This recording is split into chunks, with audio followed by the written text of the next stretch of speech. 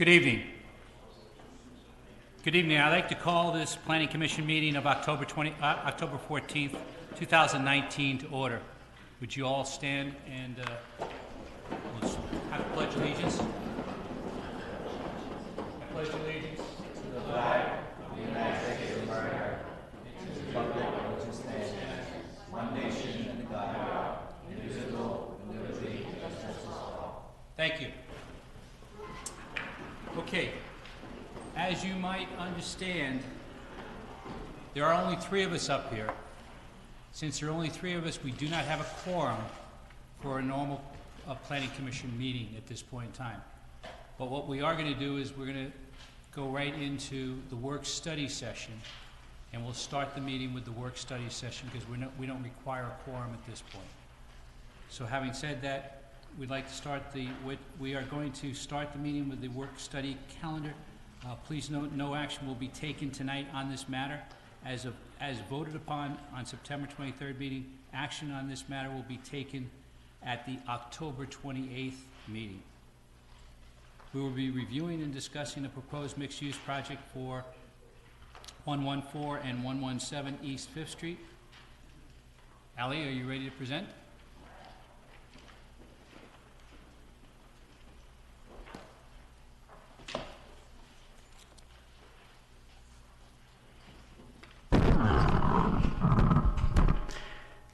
Thank you, Chairman McLaughlin. Good evening, members of the Planning Commission, for the work study session review. Sound like you're in Yankee Stadium.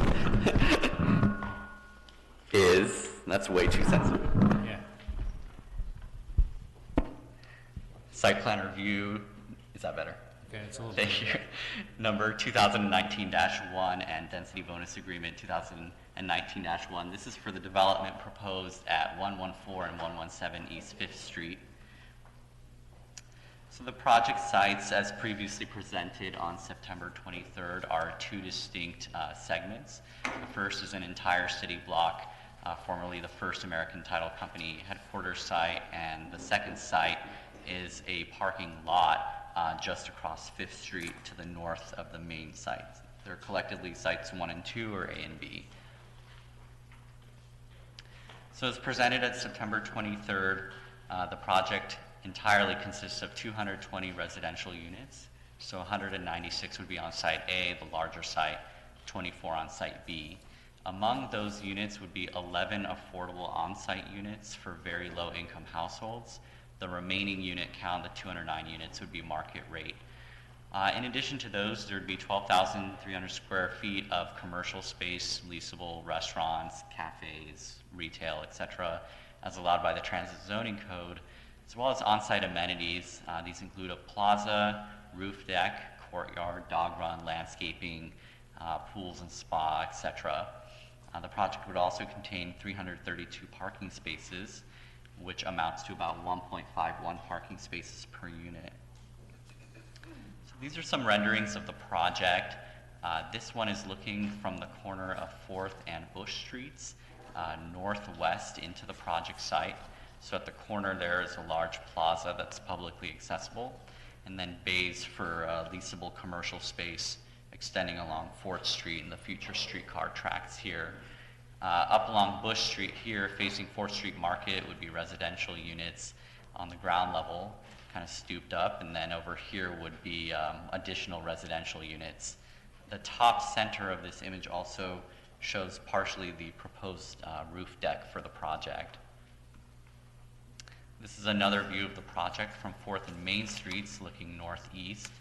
Similar concepts, some leasable commercial space along 4th Street here, and then the project's leasing office along 5th and Main toward the rear. This is a view of Site B, the smaller building that's entirely residential.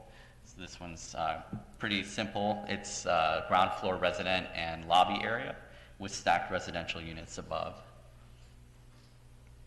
This image here depicts the sort of on-site improvements that would be done to blend the project's footprint in with the surrounding streetscape and sidewalks. So it shows the conceptual paving and brick plan and plaza and all that to blend it in with 4th Street. This slide here shows the residential courtyard with the open space, pool and spa. There's also a dog run, some seating and barbecue areas. These are all common for these sort of market rate projects in Santa Ana that we've seen on other projects as well. And this image here shows the proposed 7-story top-level roof deck overlooking 4th and Bush Streets. So this space right now has been configured the way that you see before you. Pending some building code changes that may be proposed and adopted in 2019, those would allow this roof space to potentially be enlarged in order to accommodate additional folks that would congregate up here. So following up on the September 23rd meeting, 4 topics were raised to be addressed in further detail, and I'll go over those. And then the applicant and local historic preservation groups met on October 1st to identify options for further revealing the historic components that may be on site, as well as preserving those or incorporating them into the project, relocating them, or working on strengthening conditions of approval to require additional engagement opportunities as the building is taken down and the project moves forward. So I'll go over those 4 topic areas. The commission this evening received a memo outlining additional detail on amenities, the density bonus agreement, historic preservation, and parking. As I outlined earlier in the presentation, the amenities for this project are similar to what the city has seen and approved on other similarly scaled projects like Prisma at 301 East Jeanette Lane, the Mark down on Main and MacArthur, similarly scaled stacked residential projects. In addition, the project is also going to feature things that I didn't highlight, like club rooms, fitness rooms, all that sort of stuff. Again, these are comments of projects that the city has seen, as well as that are being developed in Orange County in areas like Anaheim and Irvine that are also experiencing these types of mid-density projects. Moving on to the density bonus agreement, the California Government Code allows developers to request what's called a density bonus agreement when they propose on-site affordable units. Those units have to meet certain affordability guidelines and are locked in through an agreement for a period that's often 55 years in duration or more. That state density bonus law is enshrined in our local municipal code in section 41-1600, which basically allows developers to request approval of a density bonus agreement pending recommendation for approval by the Planning Commission to the City Council. And then the City Council is the one that basically approves those density bonus agreements. Density bonus law is very deferential toward developers that provide the on-site affordable housing that the state is desperately in need of. So essentially, the way that the law began was a certain proportion of extra units could be built if you requested to build on-site affordable units. The way that that has transformed into the year 2019 is that you actually don't even need to really request a numerical density bonus anymore. So let's say this site were allowed to build 500 units, and you only wanted to build 480 below that cap. Even if you weren't exceeding that numerical cap and not really needing a bonus, the fact that you're providing on-site affordable units entitles you to seek certain concessions and waivers from a city's development regulations. And so that's basically what this project is seeking to do through proposing 11 on-site units that are available to very low-income households. The state law automatically gives them the ability to take advantage of the state's parking code for a project of this type. And pursuant to California Government Code 65915, in certain subsections, the state actually outlines what those parking requirements are. And those are essentially 1 space for any 0 to 1 bedroom unit, and 2 spaces for any 2 to 3 bedroom unit, and 3 spaces for anything with 4 or more bedrooms in the unit. So again, it's meant to kind of incentivize production of affordable housing. The state even takes it a step further and says if you're located within a half mile of major transit stops, as is downtown Santa Ana, you only have to provide half a space per bedroom. And this project is exceeding that. So that's the state density bonus law detail. Historic preservation So as the project progressed, concerns were raised about the analysis that was performed on the building and the structures on site, as well as whether the structures on site were eligible for historic preservation. Several surveys have been done of this area and this site throughout the decades that have consistently shown that the sites are, per California, like CEQA, and for California standards, they're not eligible for preservation. Those were during the times when the downtown National Historic District boundaries were drawn. And again, when surveys were done in 2010, more recently for the adoption of the Transit Zoning Code, and again, when this project specifically came forward. Now, the Transit Zoning Code, which was adopted in 2010, doesn't specifically say that this project needed to do a cultural resources study. It says if you're proposing to take down a listed or eligible building, then you need to do a cultural resources study. But this project, the city requested one anyways, out of an abundance of caution. And that one showed that, again, this site, due to the additions that have been done over the years to the facade, have rendered the building ineligible for listing on the historic register. Nonetheless, there is a concern that beneath those additions could be a well-preserved core building. And that's why the applicant and the historic preservation groups are continuing to meet to try to resolve a method, and the city are trying to meet to resolve and identify a strategy to either preserve certain components if they're discovered to be intact, relocate the building potentially, or incorporate portions of the building into the project site. And as of this presentation, those discussions are ongoing. Lastly, I'd just like to touch on parking. I was talking about it a little bit earlier about the state density bonus law, but even though the state's law has evolved into something that is highly deferential toward applicants, this developer, at the request of the city, went above and beyond and prepared a parking management plan, which is not required, but did so anyways, in order to address any sort of concerns that may arise if, in fact, the parking ratio for this project is not adequate. And those would be providing on-site valet services to further maximize the parking structures and really pack in the cars, and or long-term leasing city parking spaces from surrounding parking structures, which would, with the valet service and the leasing, raise the parking ratios per unit from 1.51 all the way up to exceeding the city's code to 2.19. The parking management plan and the parking study do support the notion that the employee parking and the commercial parking for those coming to Santa Ana and visiting the restaurants and the retail stores and all that could be well handled through on-site street meter parking and through local garages, even private parking lots, all that are in the area. So those are the 4 topics. I apologize for the detail and the length, but that's a little bit more information on those.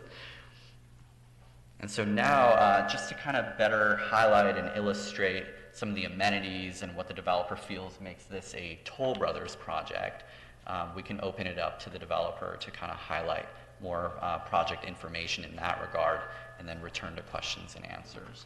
Okay.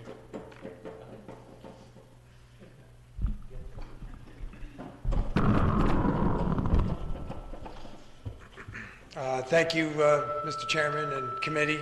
Michael McCann for Toll Brothers Apartment Living. I was up here the last time. We heard some concerns at the last meeting about amenities.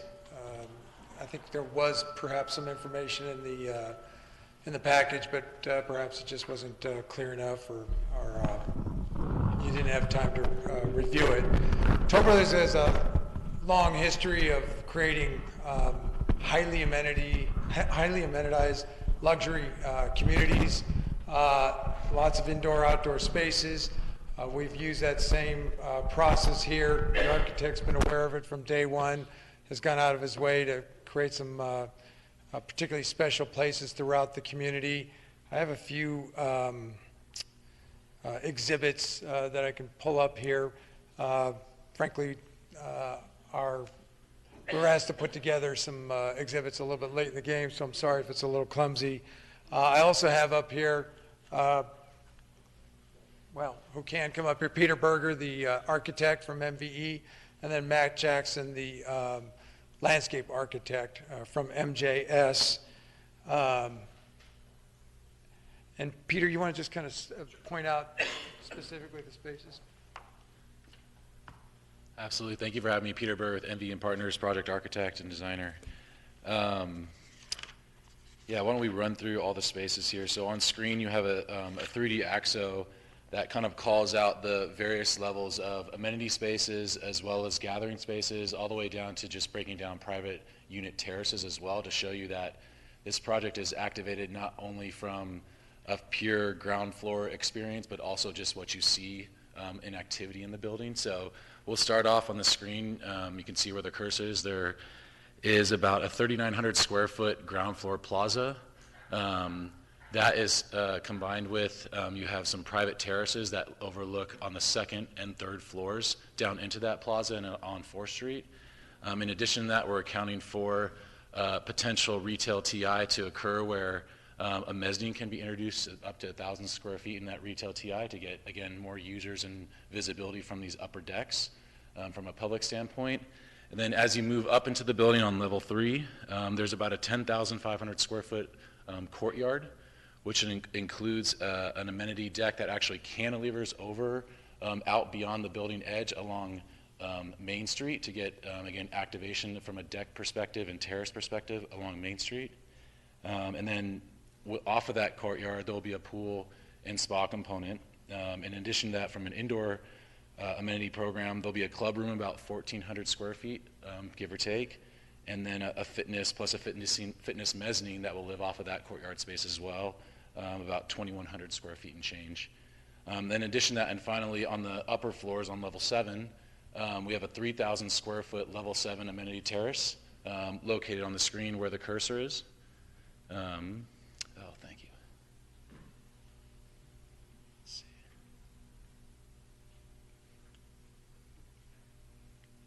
There we go. So here's the level 7 amenity terrace, again, 3,000 square feet. And just back off of that, you have a 1,000 square foot indoor club room off of level 7 as well.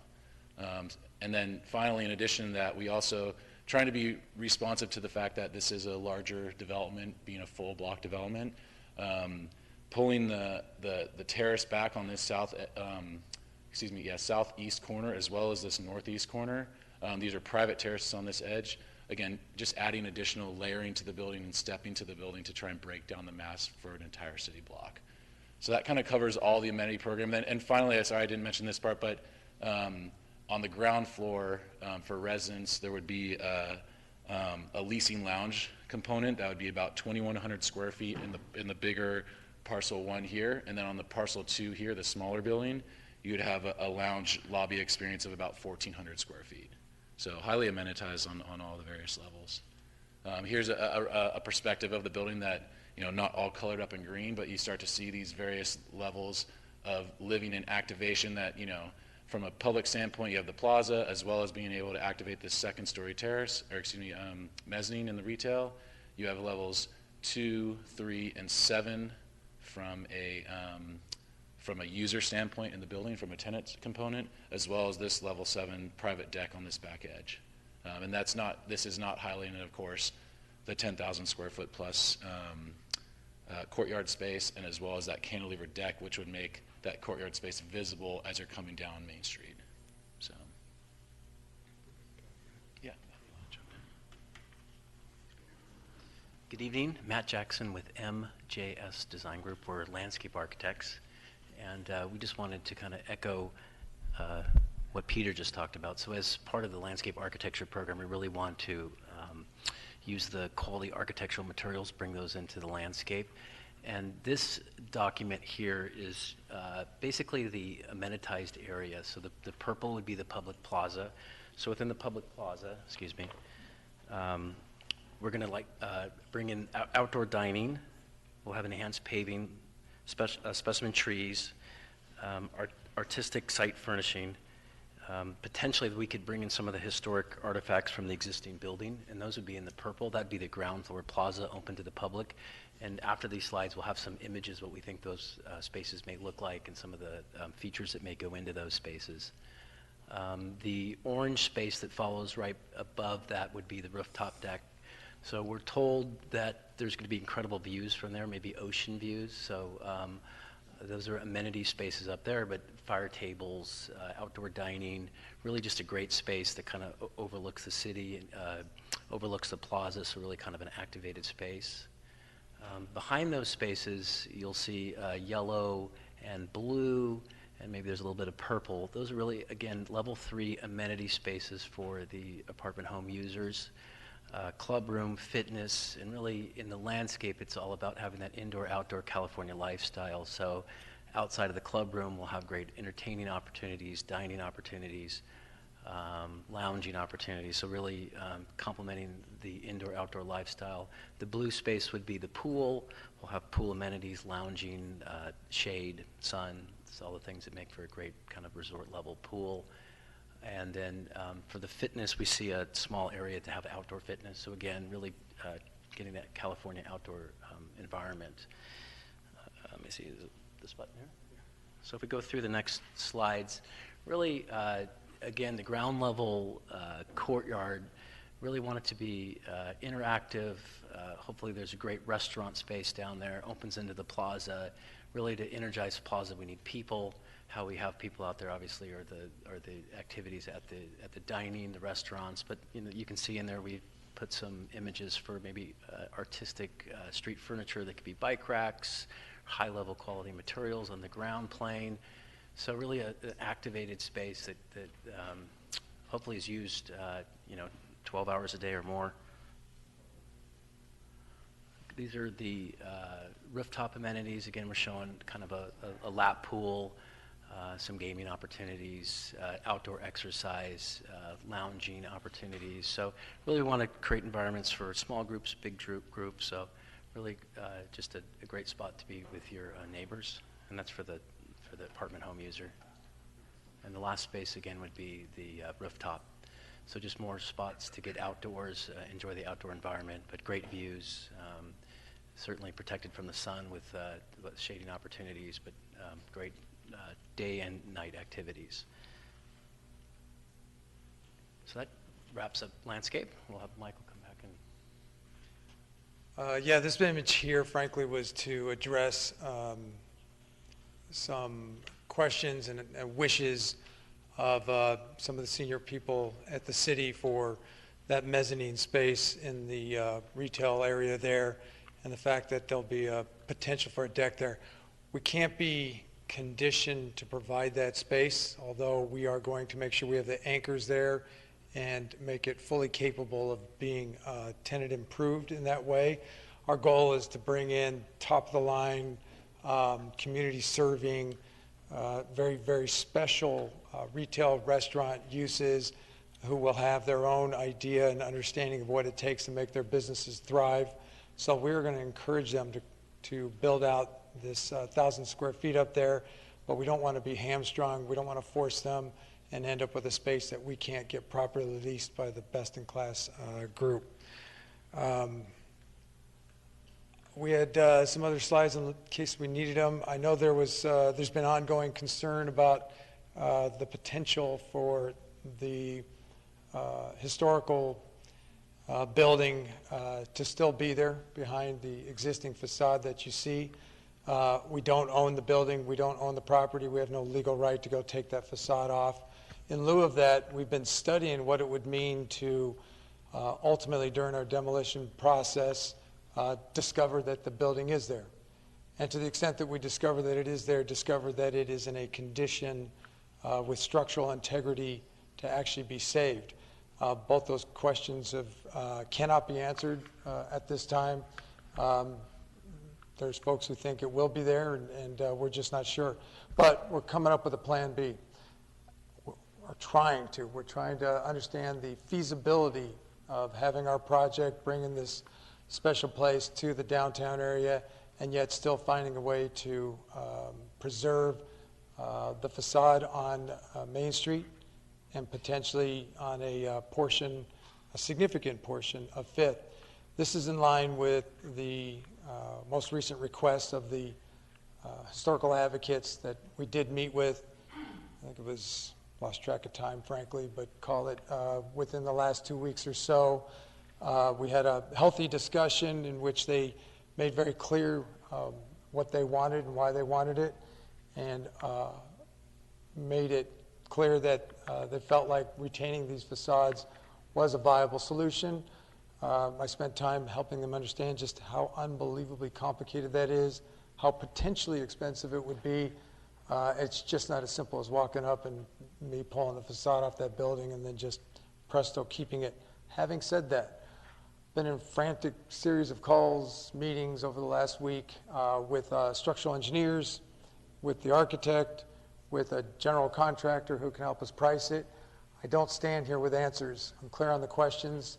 I'm driving towards solutions. We intend to come to the Planning Commission with a very specific condition that speaks to kind of the what if nothing's there, or what if it's not in a condition to save, let us move forward with our project. What if there is something that can be saved? And by can, I mean not only just buildable and constructible, but in a way that makes any economic sense whatsoever. We'll look forward to coming back with a better understanding of that in a couple weeks. We have met with the historical advocates. We're happy to do so again. We don't have answers for them yet, so I haven't called for the meeting, and they haven't called for one in the last couple weeks. But we will do so at their request. That's where we stand at the moment with the historical, or the potential for some historical preservation. Okay. Thank you.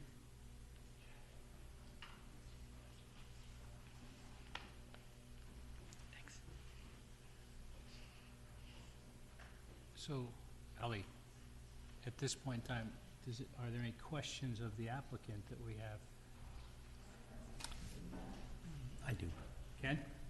I'm just wondering that does the applicant and the historical conservation group have came to some sort of understanding or anything on the project or design at all for the preservation concern? Those discussions are ongoing, as highlighted by the applicant, and then previously there was a meeting on October 1st to kind of review what the concerns are, what the ideal options would be for preservation if the building is preserved underneath the additions. And then the steps that the applicant has taken since then is to engage specific consultant services to begin pricing what implementing some of those options might be. If the applicant wants to highlight any additional, or if there's anyone in the audience in addition who wants to highlight other perspectives from historic preservation groups, they can do so as well. Thank you. Okay. All right. I've got a couple questions. So I'm going to go first on the list, amenities. One of the things that I didn't see is that there's a lot of focus and discussion on the amenities of the main building. But the other building that's across the street, the 24 units, I don't see anything there. I don't see any amenities whatsoever. And it's my understanding, I'm just taking this from the person whom I represent, it was my understanding that that was discussed and that it was possibly going to be incorporated. There would be something in the form of an amenity on the smaller building. If anything, a rooftop type, rooftop type lounge or something of that nature on that building versus what's already been planned for on the main building. Can you tell me a little bit about that? There is amenity space on the ground floor at the corner of Fifth and Bush. Can't remember the specific square footage, but it is there for that building. And then those residents will share in every bit of the amenities over in the main building. So those residents will have an ample supply of amenities at their fingertips. Specific to putting something on the roof, we've considered it, we've studied it, we're finding it to be economically infeasible, and we're not able to commit to that at this time, but we will continue to consider what we may be able to do on that rooftop space. Okay, so it was discussed and it was brought up, but it's economically infeasible at this point in time? That's the way it's looking at, yes. And so what would be on the first floor that's going to be available? The space has not been planned yet. It's to be determined. At this stage, we've Just know that we have a large amenity space on the ground floor, and we look forward to very thoughtfully planning that, particularly once our interior design group is fully engaged. We expect to have them hired in the next week. They'll work with our branding consultant to better understand what that general area needs, what would fit the lifestyle of the people that would be renting there, and put something thoughtfully in that space. I mean, it just seems like, I mean, understand it's a separate building and everything else, and yes, it's a walk away from the amenities and everything else in the main, but there's just nothing over there at this point in time that's enticing for the tenants at this point, other than going across. And like I said, it was brought up, and I'm just following up to see where we are with that analysis. We've discussed it internally. I at one point thought maybe a discount to the rents over there made sense. I was actually told by others they thought a premium to the rents at the larger building. You would have people that would want to be there for a little quieter environment and yet have access to the pool and the 7th floor deck, so it's kind of having your cake and eat it too. Frankly, I would choose the more active amenity lifestyle, but I've spoken to many people that actually think it's a big plus that there are 24 opportunities to rent at the smaller building. Again, get away from some of the hubbub, get off the main drag at 4th Street, and yet have it right there at your fingertips. Okay. With regards to the historic preservation, I mean, the concern I have at this point in time is that, you know, we need to move this project forward, and I don't think there's any reason to believe that this project can't move forward and won't move forward, and we want to do it in a timely manner. I think that we need to also figure out how can we, you know, address the historic side of it in a timely manner so that if we're going to come back on the 28th, I mean, I want to be able to see us with a plan that says this is where we're going and this is how we're moving forward. You know, and that's 2 weeks away. And, you know, I'd like to understand how we're going to do that with regards to who's going to take the lead, how is it going to be taken, and, you know, what do we have to do from a staff point of view, from the Historic Preservation Group, and from your organization? How do we make that thing come together? I mean, we all understand there's a lot of ifs in some respects, and, you know, spending wise, it may be economically, not sensible. I think that was your term. But unfortunately, historic preservation doesn't necessarily end up being historically economic sensible thing. We're trying to preserve something that the nature of the city, the nature of this downtown area. I mean, you know, if you look at the history of Santa Ana, First American has, you know, been here for 130 years. They're still headquartered in Santa Ana, and there's a lot to be said about what, you know, is there with regards to First American. And I think we need to take advantage of the situation and make sure that we've covered all of our bases. And I think that I'd like to see something of a plan. I don't see that at this point in time. I see an ongoing discussion. It tells me that the first part of the discussion didn't go very well. I don't know that that would be the way I'd characterize it. It felt like it was productive, and we've taken that discussion and we've worked very hard to provide the plan that you've rightly would like to see as quickly as possible. I'd like to give it to you as quickly as possible, which is why we've been working on it all day. It wasn't available for today. Crystal clear on the timing between now and the 28th. It's very, very top of mind. I very much appreciate the concept of keeping us on track. We'd love to get started as well. We're moving forward with our plans for the rest of the building as if we got approved back on the September 23rd, because we'd like to hustle this forward so quickly and help the businesses that are down there. So we are moving to have answers within the next week, and I'd love to think it'd be in the next couple of days. Okay. The last thing, talking about the bonus density and parking, I mean, to me, they're hand in glove at this point in time. And I just think that what I'd like to see us looking at is, you know, we have certain proposals, and, you know, we made comparisons with other cities. We've talked about all the different aspects of, you know, where we are with regards to 1.5 versus 1.8 versus 2.19 and everything else. I mean, Right now, Ali, as far as a property that we would have in the city, what would be the ratio that we would have for this kind of a facility? Forget about bonus density or anything like that, what would we require? The transit zoning code for this area would require 2 spaces per unit plus 0.15 spaces for guests per unit, so that's 1 per 6 essentially, and then 1 per 400, so that's 2.2 spaces per 1,000 square feet of leasable commercial area. So that amounts to, I believe, 514 gross parking spaces for a project of this scale. Okay, so we're looking at, and from a ratio perspective, that would be coming out to be about the Effectively 2.15 spaces per 2.15 residential spaces. unit. Right. Yeah. And we're not, and that's about where we are at this point in time with the city. That is unique to the transit zoning code area. Okay. There's other parts, like let's say the harbor plan area, where the Right. parking requirements are actually a little bit less because they were adopted more recently. So harbor plan area, sometimes it's as low as like 1.5 per unit. Right. But the the commercial requirements are the same as downtown, 2.2 per 1,000. So at least at this point in time, can we make sure that when we come forward with a parking plan, that the parking plan covers what is considered to be, our needs for today, 2.1, 2.2?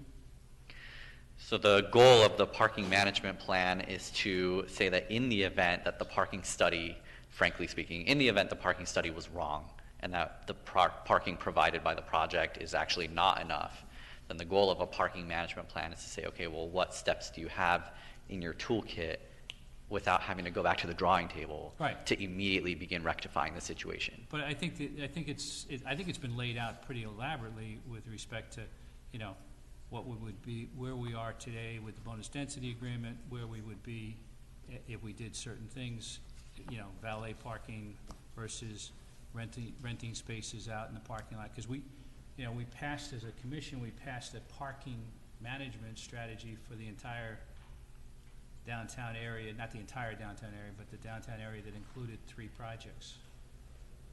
But we don't have any real plan laid out at this point in time. It's just a strategy. So what the commission approved earlier this summer was basically the ability for the city to begin hiring someone to come in and lay out that framework for that parking Right. management plan. It's a strategy. Exactly. It's not a policy or procedure at this point Correct. in time. Correct. And because it's not yet a policy and procedure that's been adopted, this applicant has proactively prepared one for this project. Okay, so, and when we do it, when we see it next meeting, will we see a full strategy that would take into consideration the maximum versus the minimum? For this project, correct. Yeah, that I believe was Exhibit 13 to the staff report on September 23rd, so it'll be there again on October 28th. Okay, and that's the parking management Correct. program that's in the package, right? Correct. Okay, all right, thanks. Go ahead. So my question is, if, let's say the apartments are approved and they are luxury apartments and 50 years from now, they don't do as well as we were expecting them to do, would it be in the purview of the applicant to turn them into low-income apartments? And what is the process for that? So if I could just ask a follow-up question. When you reference low income, do you mean like low affordable units that So are controlled not by? luxury apartments. Okay, Please just stop more being- like Yeah, regular apartments. yeah. The goal, and I'll let the applicant speak to it too, but the goal with the planning division's level of review that it does by applying these stringent standards for design and high quality finishes and all that is to ensure that unlike some of the projects that were built like in the 70s and 80s, that doesn't happen to these sorts of projects, that they're highly amenitized, they're located close to jobs, they're located close to transit, and that the architecture, the finishes, everything lend themselves to being long-term, durable projects that age well. But in terms of the applicant, making decisions as to how much they're going to charge for rent over time due to changes, that's something that I'd have them answer.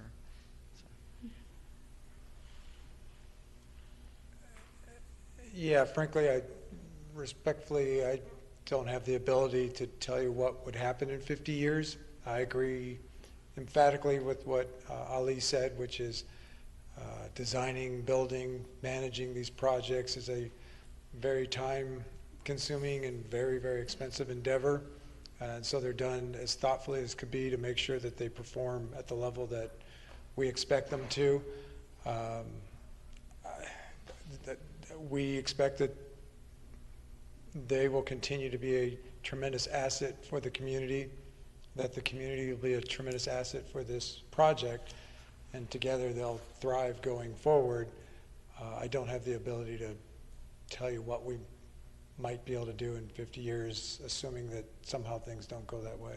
Okay. I'm not going to be around at that point. I was just asking if that was in the purview of the applicant to do that. Or if there's like a process that they have to come back to planning commission or. And I mean, Yeah. 50 years from now, we'd come back to planning commission. Ollie will probably still be here, so you want to commit to I'll it? be here, yeah. A little gray Probably hair, but will I'll be. be here. So to answer that question directly, there's no, we're not approving like certain rent levels for the market rate components. Most cities, I don't believe that's even in their purview or legal jurisdiction to do so. We can't tell a developer, you have to charge luxury rates. And if you want to change that, you got to come back to planning commission. That's something that the market dictates. What we do have purview over is for the affordable units that are being locked in by the density bonus agreement. Those are the affordability levels we can control through our actions. But for like the market rate units, it's not something that usually planning commissions and city councils can lock in. Then second question. Sure. Of the luxury apartments that we've approved, let's say in the last 30 years, how many have they turned into normal apartments? Have they stayed luxury apartments or have there been some changes in those? I don't know if I have that information at this time. I can tell you that since the city began approving these sort of highly amenitized projects back in like 2007, 2008, with like the Nexus Towers by the airport, or like the Mark and all these sort of projects, I don't believe we've received information that they're necessarily lowering their rents. In fact, most Orange County rents have been rising like 5 to 10% annually for many households. Okay. And then last question, it's a little bit personal, but it's important to me because I feel like most of the letters that we get, there's all these businesses hoping that this project revives downtown Santa Ana. And so my question is to Mr. Mike, would you live in those apartments knowing that there's a shelter right a couple steps away and being able to walk there? I don't know if you've had the opportunity to spend time at night there, but just the way downtown is, would you invest? I would love to live in those apartments. I wish I could afford to maintain the home that I do. I have a special needs child, so I'm not going to be an empty nester, hopefully ever, which is a weird thing to say. Otherwise, I would absolutely love to live in these apartments, and the focus wouldn't be on any of the potential negatives that somebody might identify, but on the abundance of lifestyle amenities, restaurants, bars, art, cultural events. I subscribe to the downtown newsletter, and it just blows me away how many things are going down in this, are happening in this downtown area. But you need a nice blend of different uses, different special pieces of a downtown area. You've got so much of it, and whether it's our project or the next one or however you do this, you have to get residences down there 24 hours, eyeballs on the street, constant support, bringing in their friends, spreading the word. I genuinely believe, and wish there was a recording of me 3 or 4 years ago where I was saying downtown Santa Ana is far and away going to be the best part of Orange County, and I think right up there with anything Southern California has to offer. Thank you. Felix, do you have any questions? Okay. One last thing. With regards to the affordable units, it was, if I read it correctly, it basically said everything in materials-wise were the same as for the regular units was going to be the same for the affordable units. Is that correct? Did I read that correctly? That is correct. So given that, if we have 11 units out of 220 units, does that mean the affordable units are floating, or are they selectively placed within the building so that there'll always be affordable units in that particular, that unit will always be an affordable unit? We have an obligation to spread them throughout the building to make sure there's Right. not, Right. the affordable units. Right. As such, we tend to identify them early, and they stay as affordable units, because as they roll over, you need to get an affordable tenant. Right, I Right. realize But, there's, So I don't think they'd float. I'm not saying they would be set in stone and couldn't possibly ever change. Either way, it would be okay, because as you stated, we would have the same amenities, same finishes, same spec levels in all units, whether they are affordable, designated as affordable or Right. market rate. I mean, to me, this is a good situation because there's so many developers that come in and always sit there and talk to us about in lieu dollars and say we can't pencil out affordable housing within our regular housing or our market value housing. And I think you're proving that situation to be, shall we say, not necessarily wrong, but different at this point in time. And if we can successfully come through from your standpoint with this kind of concept, we should be successfully able to come through with other developers that are coming forward after this project, or even those that are with us within the process today. I think that's a good one. And Ali? Chairman, if I can just highlight, I believe since the city last amended its housing opportunity ordinance, this is the first project to once again provide on-site affordable units in Right. several years. Which- And the city's local ordinance prohibits them from clustering the units in one area. They have to Right. be evenly distributed, and indiscernible. Which is, it's good. I mean, I think that's a good situation all the way around. I mean, so, I mean, I think this hopefully will help us lead the way for more affordable housing in some of the market value apartments that are being proposed for the city at this point in time, especially downtown. So, thank you on that. Any other questions of the applicant? Okay. All right, if there's no more questions of the applicant, no more questions of staff, we do have some requests to speak. Each of the individuals that I will be calling out at this point in time, you will have 3 minutes to speak. So I'm going to start with Allison Young.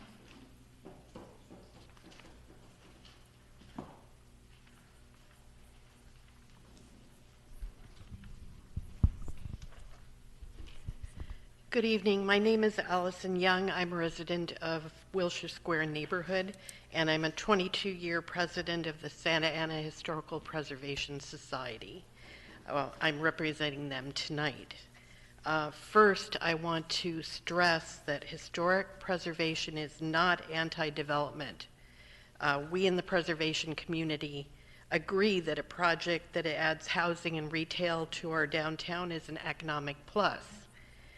But a project that also incorporates adaptive reuse of historic properties also adds immensely to the unique value of the city in financial terms as well as aesthetics. There are hundreds of examples that prove the economics of this. I'd like to quote from an experienced planner who is familiar with our downtown. Quote, "The very reason that the downtown has been successful in the recent past is primarily due to historic preservation efforts. I interacted with many of the newer downtown business owners, and Santa Ana's unique architecture and storied history is the primary reason they were attracted to the area to begin their ventures. Yes, they wanted newer interiors, but they wanted their buildings to be authentic and have character. Otherwise, basically any other Orange County city would have been fine.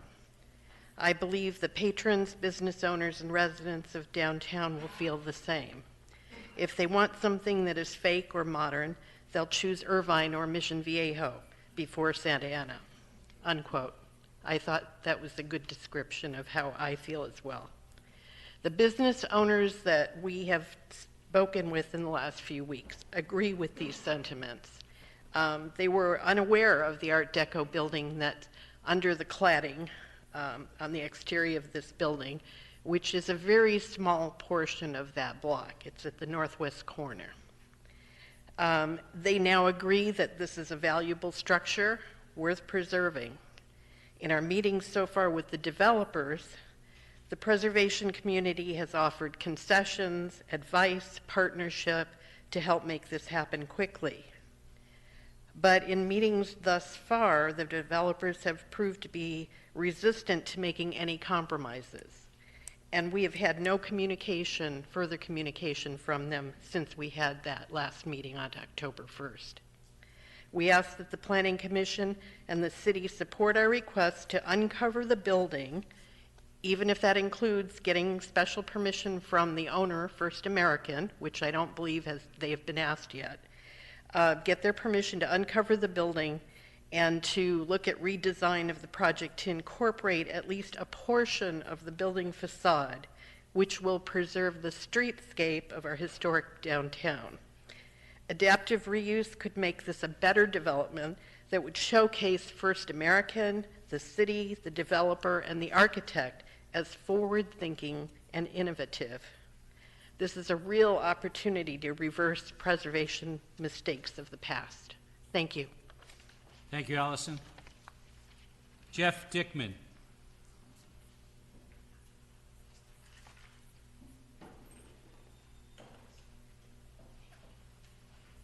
Good evening.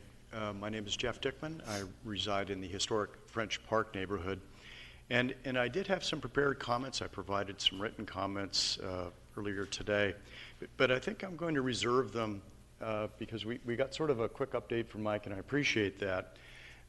It had been two weeks since we had met with the applicant. There were 5 from the historic, and Mike representing Toll and the landowner.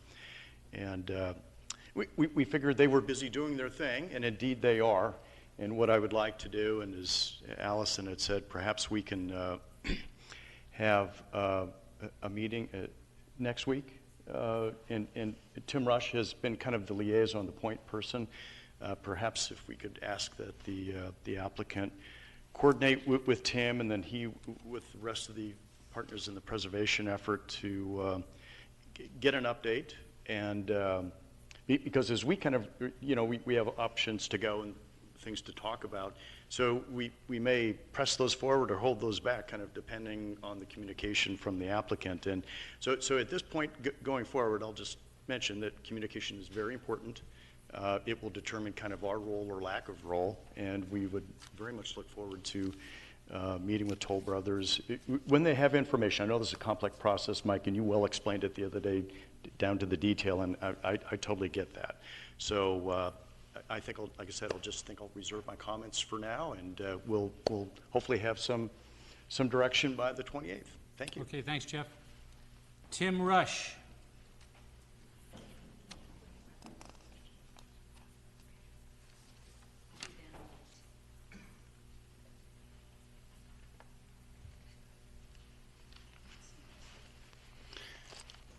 Good evening, Chairman McLaughlin and members of the Planning Commission.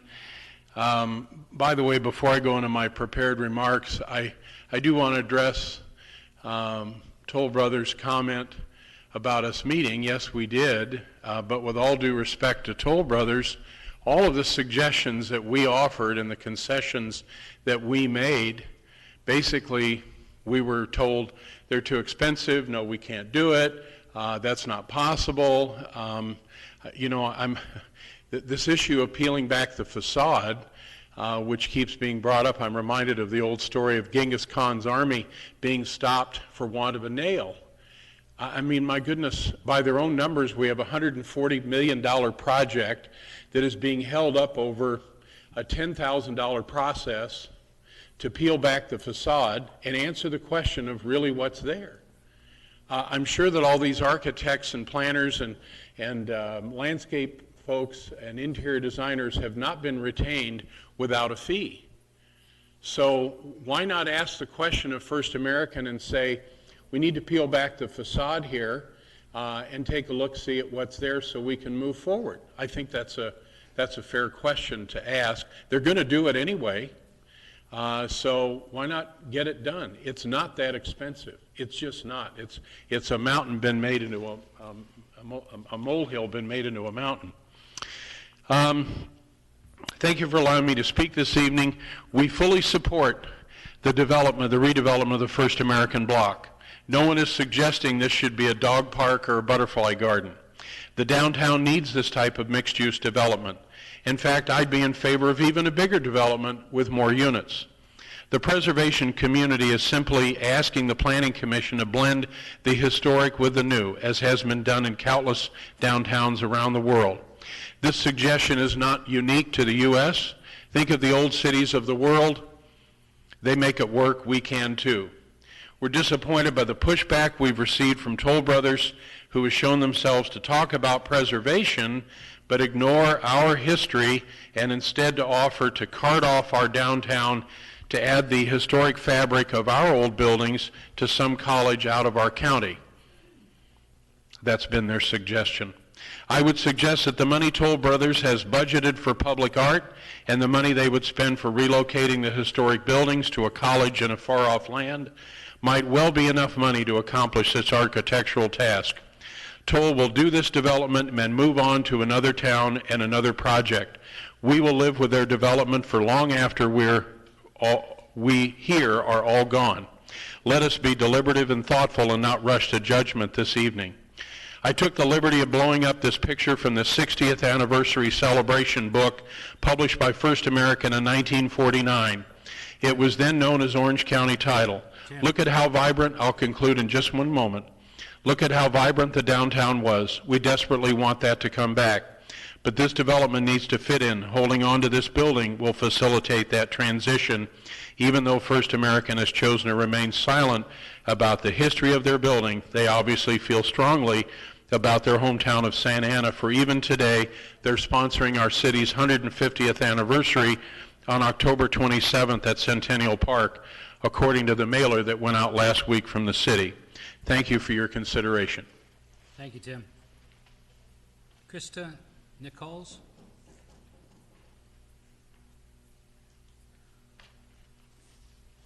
Good evening. Thank you for letting us speak today. My name is Krista Nichols. I'm the president of Preserve Orange County. I want to clear up something. As you've heard the case planner, Ali, say this evening, this site is not historic. I also note that at the last Planning Commission meeting, when you took up this issue, there was some confusion about whether the building, some people were saying it was historic, others were saying it is not historic. Obviously, as a representative of Preserve Orange County, I wouldn't be standing here if I didn't have reasonable grounds to believe that there is at least one historic structure underneath the 1960s veneer of the First American site. And I think I can explain what's going on with this term historic for you. In the field of historic preservation, we derive meaning from the words we use from criteria established by the National Register of Historic Places. For the National Register and for the California Register, a building or a site has to pass two tests in order to be called historic. One is the significance test. In other words, is the building closely associated with events, people, architects, and/or styles that were significant to our history? This is the only test that local landmarks actually usually require us to meet. The second test is what we call the integrity test. Does the physical building have integrity enough to convey its significance? Does it retain the identity for which it is significant? In other words, if it's a duck, it may sound like a duck, but does it actually behave like a duck? For example, if a building is significant because it's been designed in a historic style like Art Deco, does it also retain the features of the Art Deco style and therefore have integrity? So a building may pass the first test.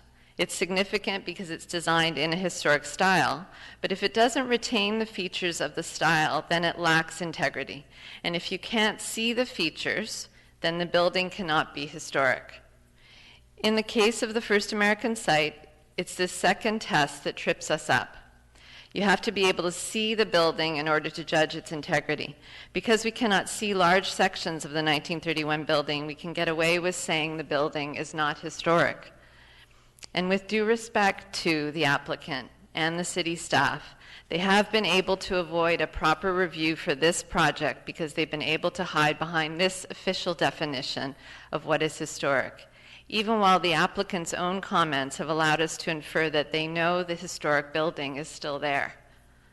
Of course, from the public right-of-way, we can see plenty. The terrazzo floor, the pillars, and the ornamented ceiling are all visible on North Main, and all predate the 1960s addition.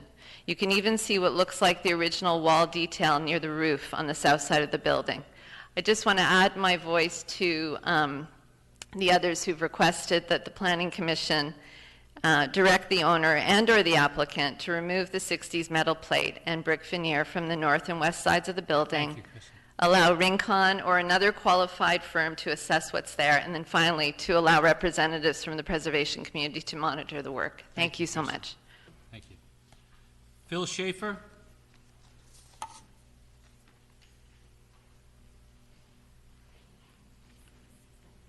Good evening, Commission members, and to the people that are here to speak passionately about this. First, I want to say I've lived in Santa Ana since 1984. I've driven by this project 1,000 times and thought it was one of the ugliest buildings we have downtown because of the 1960s remodel. I had no idea there was a beautiful Art Deco building underneath of it, and no doubt Toll Brothers thought the same thing when they saw the site the first time. I want to say Toll Brothers is known nationally for doing high-quality projects, and I think this is a high-quality project that's very good, but could we make it better?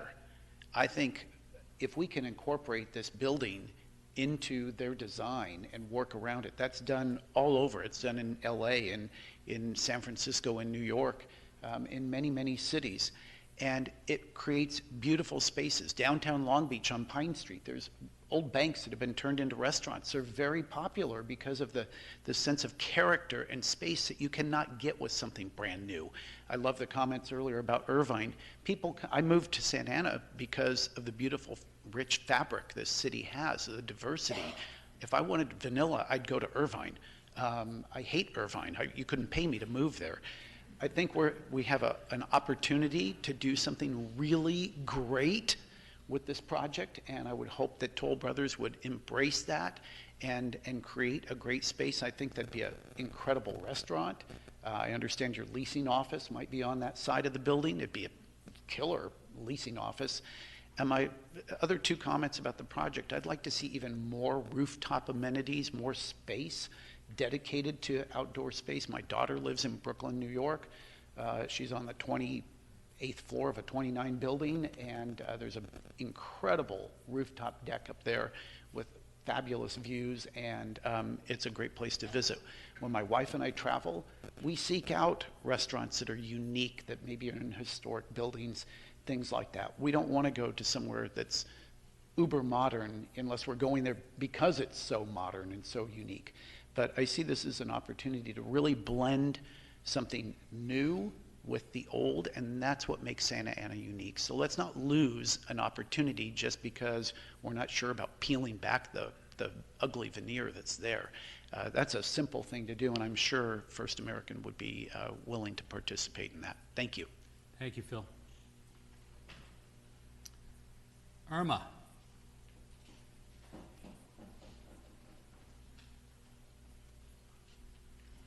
Good evening, everybody. I'm Irma Haragi from the South Corridor, Wilshire Square, also co-founder of the Neighborhood Alliance. I've been listening in the back through Tim, because he's my neighbor, of the First American. I've been here since 1979. My family's in construction. I'm in real estate.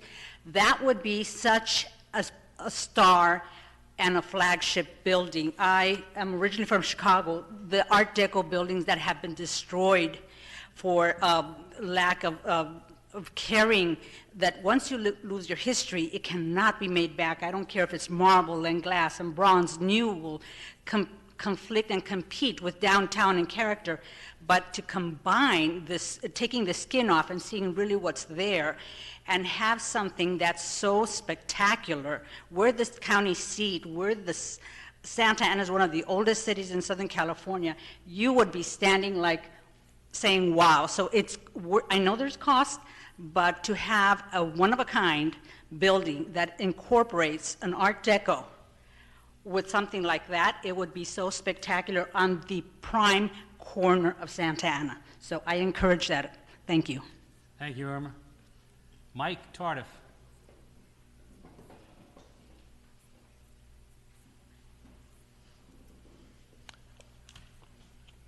Good evening, Commissioners. My name is Mike Tardif. I'm a longtime Santa Ana resident. My parents shopped in downtown. As a teenager, I worked at W.T. Grant's store at 4th and Bush.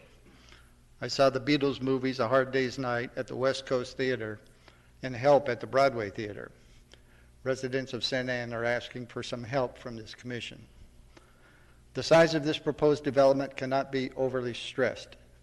It encompasses more than a full square city block, from Main Street to Bush and from 4th Street to 5th Street. It is up to 7 stories high. The scale and massing of this structure will overshadow much of historic downtown Santa Ana and involve the demolition of an historic downtown Santa Ana building. Staff and representatives of the developer will quibble about the term historic. The entire footprint of the development is within the Transit Zoning Code downtown zone.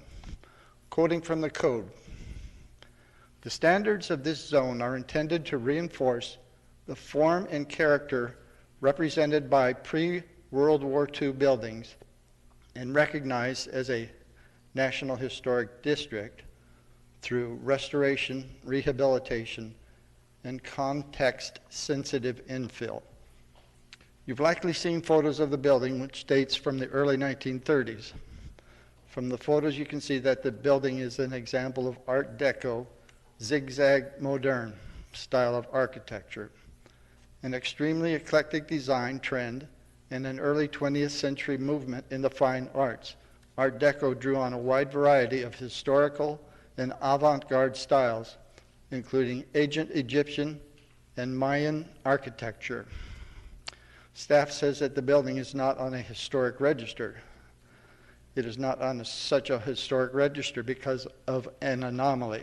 Sometime in the 60s or 70s, the Art Deco facade of the building was covered up with metal panels. Staff and the developer tell you that they don't know if the historic facade is behind the metal panels. I did hear some more encouraging comments from the developer, but I'll go ahead with my prepared remarks. The developer's current plan is to proceed to demolish the building, and if they detect anything of historic significance, they will photograph and document it and recognize the history with a plaque at the site or something of that sort. How can it be respectful of the developer for the history of the building and of downtown Santa Ana to plan to demolish and photograph, but not to plan for historic conclusion of a major portion of at least the exterior of such a fine example of the history of downtown Santa Ana and downtown Orange County? Just about to finish. I appeal to you as commissioners and residents of Santa Ana, do not allow this historic building to be demolished. The history, art, and culture of historic downtown Santa Ana is there to be uncovered and preserved through a cooperative agreement with the developer. And if you could please look up that section in the transit zoning code. Thank you, Mike. Identifies that we need to protect our history. Thank you, Mike. Okay, that's all the cards I have at this point in time. Is there anyone else in the audience that would like to speak at this moment? Seeing none, we'll close this public speaking. And at this point in time, are there any further comments from the commissioners with respect to the work study? Ken? Angie? Felix? Okay, so at this juncture, the work study is closed, and we'll have the item come back on the October 28th meeting. We do not have to, we're not going to vote on this at this point in time. We'll vote on it afterwards. Okay? All right. Great. The work study is done at this moment, and we'll move on to our regularly scheduled meeting. As you can see, we now have 4, so we have a quorum.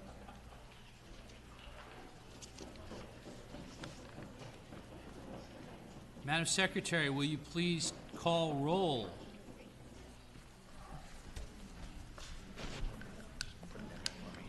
All right. Sarah, take care of everybody first, okay? We'll take a little breather. Want to give us 2 minutes? 2 minutes.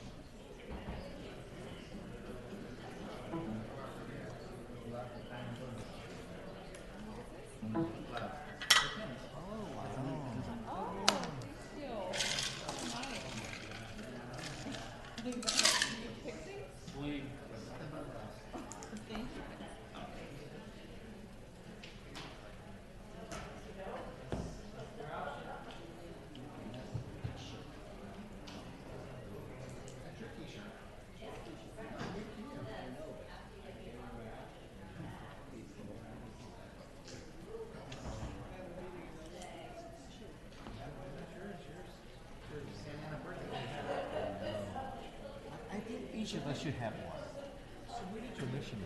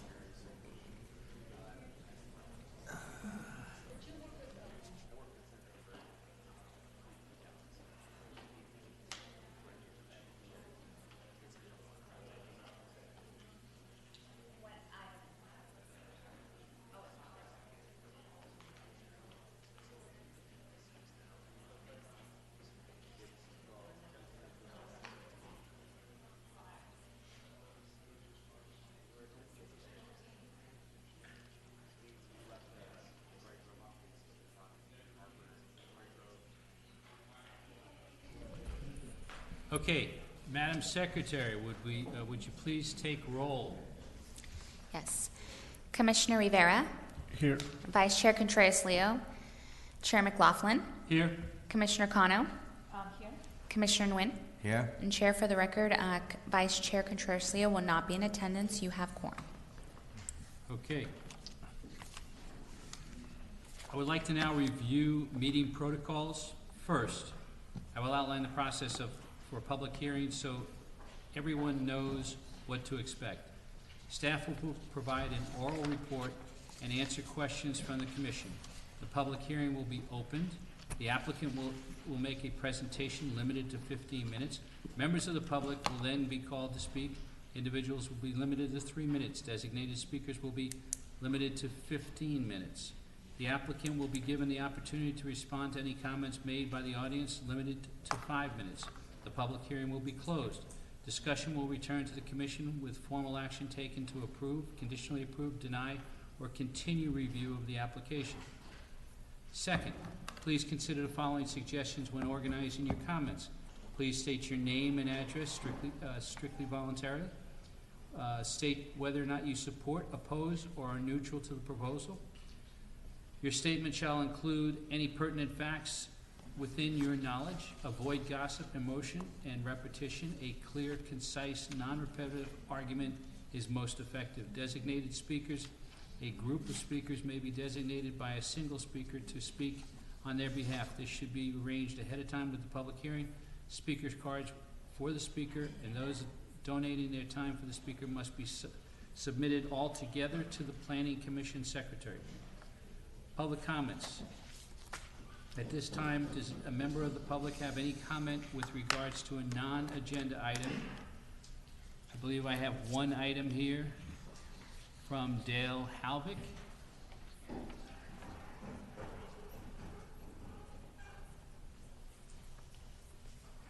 You have 3 minutes. Thank you. Good evening, Commissioner, Chairman, and other commissioners. In 2 weeks, it's going to be quite busy, it sounds like, with the First American issue coming up, and also on your agenda tonight it says that 2525 will be coming forward to you guys.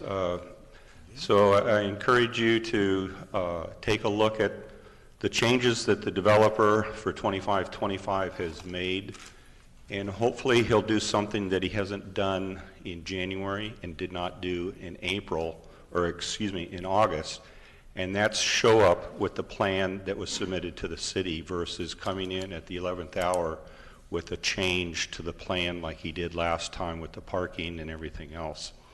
So we hope that the plan is not going to be changed at the 11th hour, and that you guys have a chance to take a look at things and give it a fair evaluation and bring your protein bars and whatever else it takes so you can stay on top of your game. So thank you very much.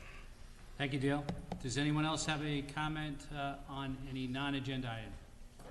Hearing none, seeing none, we'll close the public comment and we'll come back to the business calendar, or consent calendar, sorry. First of all, we'll consider a motion to approve the September 23rd minutes. Do we have a motion? So move. Second? Second. Any discussion? All those in favor? Aye. Opposed? 4-0, one absence. With regards to the absence of Cynthia Contreras-Leo, do we have a motion to approve? So move. Second? Second. Any other discussion? All those in favor? Aye. 4-0. Cynthia Contreras absence. Okay. Business calendar. We will now move on to the regular business calendar. The formal action of the Planning Commission shall become effective after the 10-day appeal period unless the City Council holds a public hearing on the matter. Then the formal action will become effective on the day following the hearing and a decision by the City Council. An appeal from the decision or requirement of the Planning Commission must be filed with the Clerk of the Council and a copy sent to the Planning Department within 10 days of the date of the Commission's action. The appeal may be made by any interested party, individual, or group. Moving on to the public hearing. This is the time and place for item number 1, conditional use permit number 2019-03 for the project located at 1211 South Main Street. Decisions on this matter are final unless appealed within 10 days of any interested individual or group. If you wish to address the Planning Commission, please fill out a card. Do any of the commissioners have anything to disclose on this item at this point in time? No. Okay. It's yours. Go for it. Good evening, Chairman and members of the Plan Commission. As stated, this is an item on conditional use permit number 2019-03, which was filed by Tectonic Engineering on behalf of Verizon Wireless to renew the entitlements of an existing telecommunications facility located at 1211 South Main Street. As mentioned, the application is to renew the entitlements of an existing wireless facility for an additional 10 years. At this time, the applicant is not proposing additional height increases, so the telecommunications facility will remain at 60 feet. As part of the applicant is requesting some minor alterations to the existing equipment, as well as removing and replacing some of the antennas. And as well, the applicant is removing the existing fronds and will be replacing the fronds with date fronds, which I'll get into a bit later on our PowerPoint. Here we have an image that pretty much highlights the site. The site's highlighted in yellow, and it's currently being utilized as a preschool. The tower location's highlighted in red, which is tucked away, not visible from the street, behind the primary building of the preschool. To the east, you do have a parking lot. To the north, there's a parking lot. To the east, you have single-family residentials. To the south of the property, you do have some mixed commercial and residential uses. And to the west of the subject site, you do have a school. Here are two different elevations. To your left-hand side, you do have the existing current conditions of the telecommunication facilities. As originally entitled, the facility included some Mexican palm fronds, which are a bit different than your typical usual date fronds. So the applicant is proposing to remove the existing fronds and replace them with newer fronds, which are date fronds, which provide additional screening of the site. With that, the site does comply with the Santa Ana Municipal Code standards and will continue to provide a service to the area and will allow Verizon Wireless to expand their services as needed. And with that, that concludes staff presentation. The applicant is here as well to answer any of your questions. Do any of the commissioners have a question of staff? No? Okay. Thank you.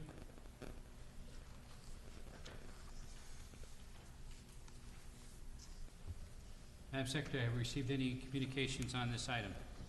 No written communication received. Okay, we'll now open the public hearing. And would the applicant like to speak at this point in time? No? Okay.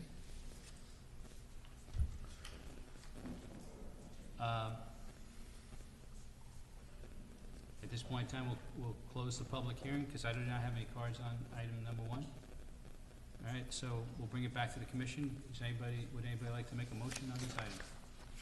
I'll make a motion to approve CUP number 319-2. Thank you. Do you have Second. A second, Ken? Any discussion? Okay, all those in favor? Aye. 4-0. Anybody opposed? Okay, so it's 4-0 with an absence on Cynthia Contreras-Leo. Okay.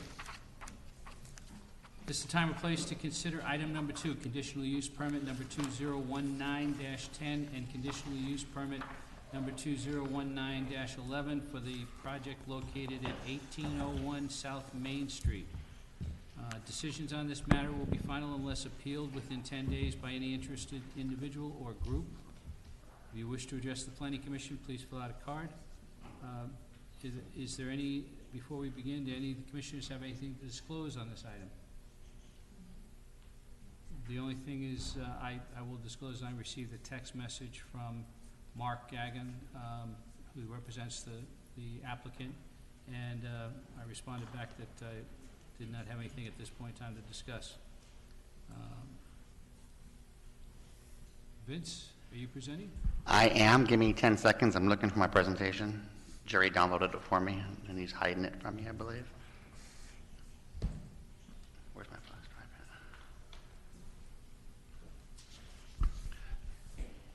Oh. Thank you. Got it. 2 seconds. There we go. Thank you very much. Thanks, Jerry. Thank you for your patience, Mr. Chairman, Planning Commissioners. The item before you is one that you saw back in April, end of April of this past year, Mauricio Hector Restaurant at 1801 South Main Street. If you recall, the request was to upgrade an existing ABC license from a Type 41, which is beer and wine, to a Type 47, which is beer, wine, and distilled spirits, the hard liquors, at the existing restaurant. They also were proposing to do an expansion into an adjacent suite of about 600 square feet, which would total their suite of 2,400 square feet in total. What the alcohol sales right now for the site is being done through a land use certificate that was issued back in 1988. And as I mentioned previously, LUCs don't have any conditions applied to them. They're basically a blank license to operate and sell beer and wine. So by approving the CUP, it gives us the ability to impose conditions and standards upon this new license. Now, this was similar to a request they submitted back in 2017, which the Planning Commission denied. The applicant was going to appeal the application. They decided to wait, not do the appeal, and take the next couple of years to show that they can be a good neighbor to the community and therefore come forward at a later date, which is now before you. So what they're asking for is a CUP, 2 CUPs actually. One is for alcohol upgrade, and the second one is for after hours. Quick overview of the property: 1801 South Main, zone commercial South Main, small little strip center. It's about 7,000 square foot strip center in size, 4 other tenants out there. That's pretty much surrounded by commercial uses, as you can see to the west, which is to the left, and up and down. And then to the back, you see some residential uses there, which is to the right. Here's just a view of the property from Main Street. Here's a site plan. Again, the red color shows the existing facility, about 1,800 square feet. Then the yellow shows a little addition that they're going to be moving into. It'll be a total of 4 tenant spaces once this, if this project gets approved. And here's the floor plan. As you can see here to the left of this dotted line, here's the dotted line that separates it.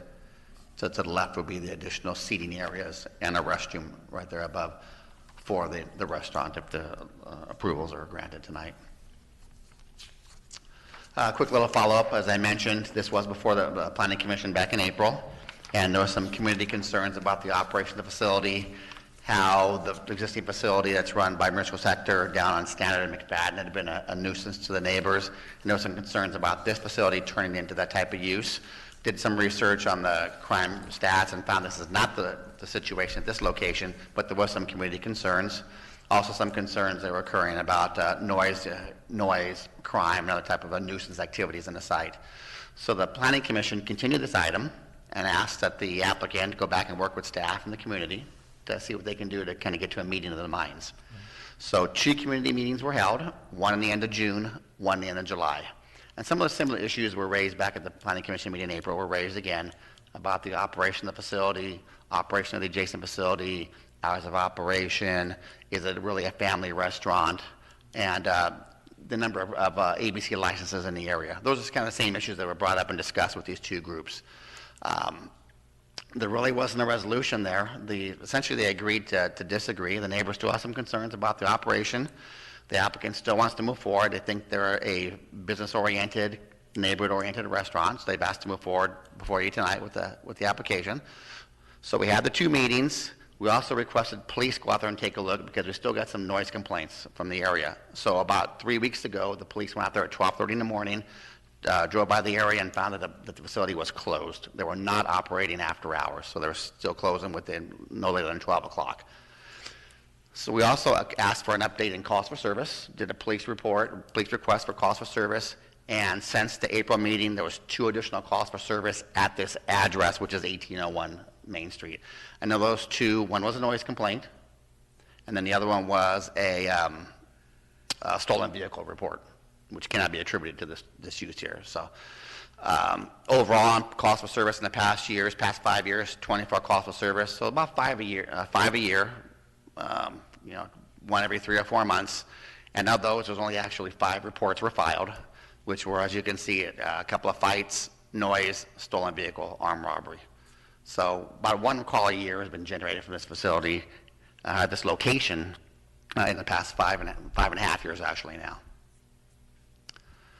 So in analyzing the project, staff's position is that the CEP is going to be a benefit to the area. It's allow them to be competitive with their other businesses in the area. Many other restaurants in the area sell beer, wine, distilled spirits. Just gives them a chance to be on a competitive level with other restaurants. The site meets our standards. Check code enforcement, no active code enforcement occurring on the property. The state doesn't have any complaints right now that they're investigating on the facility. Police has investigated it, done their research, and finds that they have no issues related to the facility. Again, we acknowledge there have been some concerns raised by the community, but staff feels that the operational standards that we have in our code, there's 24 of them in our municipal code, plus conditions of approval, will address any of these concerns and mitigate them based upon the expansion of the use and the beer and wine upgrade. The CUP for after hours I mentioned earlier, we're asking that be put on hold. We do understand it's a concern, so what we like to do is put that CUP on hold for another 6 months, give them the ability to sell the beer and wine and distilled spirits, investigate the site again in 6 months, see what's going on out there, see if there's any complaints been generated, come back in 6 months and tackle that after hours issue. So with that, what we're asking for is that the Planning Commission recommend or approve the CUP 1910 for the ABC license upgrade, and then we continue the CUP 11 for the after hours to next year. That concludes my presentation. If you have any questions, I'm available to answer them. Thank you, Vince. Does any of the commissioners have a question of Vince? No? I have a question. What's the current hours of operation right now?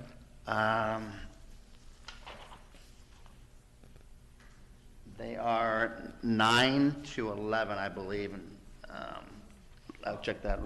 Yeah, 9 a.m. to 11 and 12 on weekends. 12 to 12 midnight, which is compliant with our code. And part of their request is to open up at 8 a.m. to be more of a family-oriented business by serving breakfast. So they can open up, they're proposing to open up a little bit earlier. And those hours, and for reference, after hours is midnight to 7 a.m. Operating within those hours requires the CUP. Okay. So current is 9 to midnight, and they want from 8 in the morning to 2 in the morning? 8 a.m. is fine, no issue with 8 a.m. 2 a.m. is the CUP in 1911, which is, we're requesting that we put on hold. The applicant has agreed to put that one on hold. Okay. So CUP 19-10 does knock it down to 8 in the morning from 9 in the morning. Correct. But again, between 7 a.m. and midnight, they don't need to get approval for the hours. Right. They're allowed by our code. Right. Okay. You okay, Phil? Yeah. All right. Question. Ken, go ahead. What the main reason why they want to upgrade to type from 541 to 47? Because they recently got approved by ABC to do that, or any other reason? Yeah, type 47 licenses need to be obtained by the state, and there's a certain number of them that get released every year. They have acquired one, which will allow them to serve distilled spirits. For a Mexican restaurant, it's really tequila products, the margaritas. Allows them to sell those kind of products, the type of alcoholic beverages. Okay. Any other questions of Vince? Thank you. All right. Thank you. Secretary, have we had any written communication on this item? We have, and those have been distributed and posted on our website. Okay. We will now open the public hearing. Would the applicant like to speak at this point in time on this matter?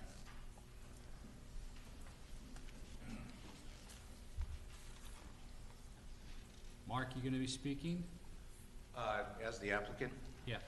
Okay. So I'll assume that at this point in time, we don't need the card. We're just going to let you speak as the applicant. I did fill out a card, but That's okay. and I can fill out more, whatever is necessary. As indicated, Mr. Chair, Commissioners, it's good to see you all this evening. Particularly good to see you, Mr. Rivera, because I was concerned about the quorum, of course. I'd hate to have everybody come on out and not be able to meet, but thank you for being here. Again, my name is Mark Gaughan. I'm a representative for Morisco's Hectors, and primarily a representative for Maria Siebold, who will also be speaking this evening, a Santa Ana resident and a business owner, and the business that she owns is Morisco's Hectors, and a couple other facilities that are in our town. Trying not to be repetitive, the staff report was very well done. It obviously covered quite a few different areas. The application, as has been drawn on out, the history of the site, the existing conditions, the application, the requirements of the city and state regulations, a project description, which also included some updates on an ownership change, new management, project analysis, the police department analysis, our community outreach and the various meetings that we have had at the request of Commissioner Cano and Contreras-Leo, and some of the things that were discussed at those particular meetings, and of course the staff's conclusion that the project is in compliance, that the site has no code enforcement violations, that is compliant with city and state ABC regulations, that the two meetings took place between the staff, the applicant, and the community, and was done with the intention to be able to help all of us understand and address any concerns.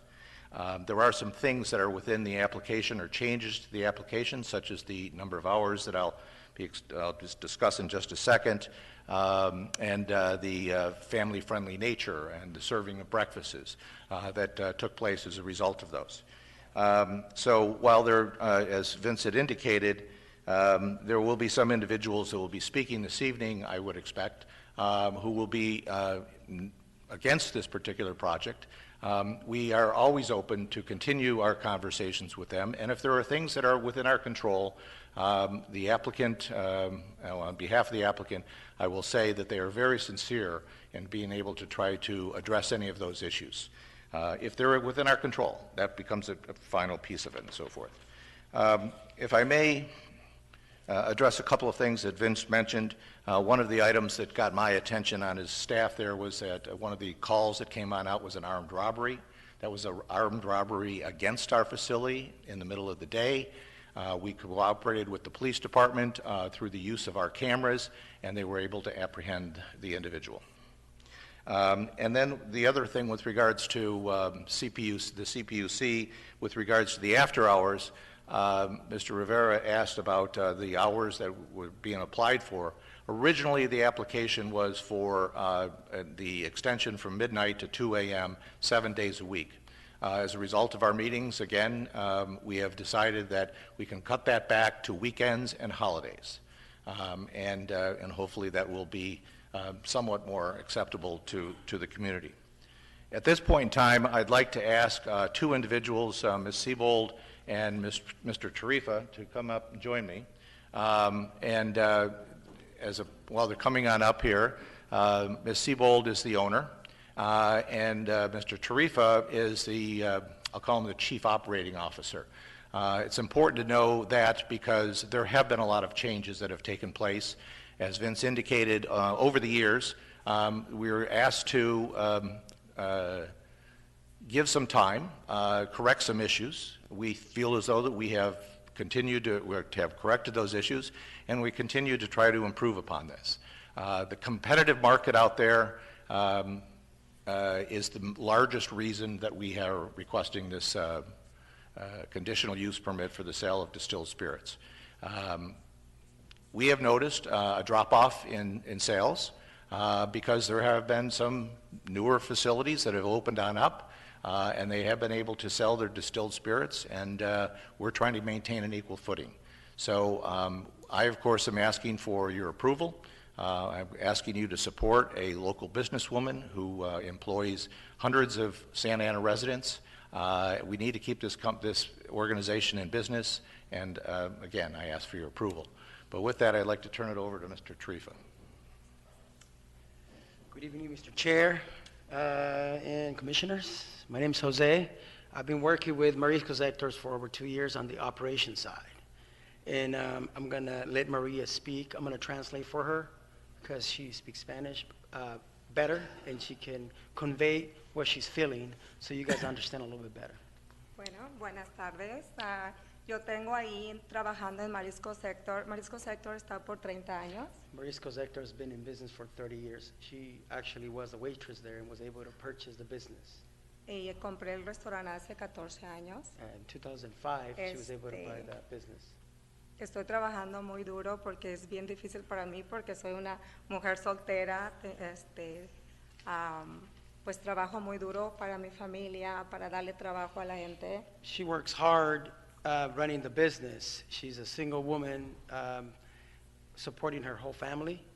So the business is a way of income for her and her dad or mom. She supports her family. Y también para darle trabajo a la gente que está conmigo. And to employ local Santa Ana residents as well. Estamos ahí, no hemos tenido problemas por el ruido, no tenemos problemas por los parqueaderos. To her knowledge, we've been there for a long time, and there's never been an issue about parking or noise that she's aware of. ¿Ya? Y también pues me gusta que la comunidad me dé la oportunidad de trabajar con ellos. She was just liked an opportunity for the community to see that we are making changes to make the restaurant more family oriented. Porque tengo tratando de poner mi licencia unos cuantos años y pues no he podido todavía. She's been trying to obtain this license for a couple of years and has acknowledged that there was changes to be made. Y pues es un restaurante familiar, si está ahí por 30 años, quiere decir que estamos haciendo buen trabajo. It's a family-oriented restaurant, and it's been there for over 30 years. I must be doing something right. Y quiero que me den la oportunidad de poner mi licencia And I'm 47. And I'm asking to please give me an opportunity to put my 47 license. Gracias. Thank you. Thank you. So, yeah, I've been working with Maria for 2 years on the operations side, and the restaurant's been there. I'm going to technically say what she said. It's been there for a long time. We have a lot of employees that we employed in the different locations, and this restaurant particularly is the only one that is overall in an area where a new restaurant is open, and we've seen a decrease of clientele due to not being able to compete in the same platform as the other restaurants. So I'm asking, we have made changes over the past 2 years in trying to address the concerns of the community. We made changes to make sure that the community understands that we are also Santa Ana residents. We want to make it into family-oriented.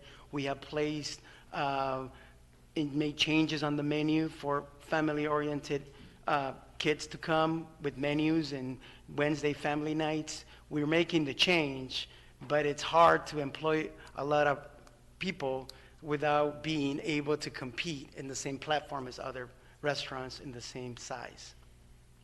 Thank you for your time. Okay, thank you. Does Any anyone questions? on the commission have a question of the applicant? No? Okay, thank you. Thank you. Appreciate it. All right.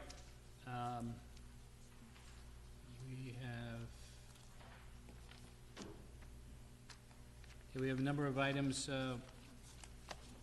for public comment. I will call out the first one. Dr. Loretta Boyles.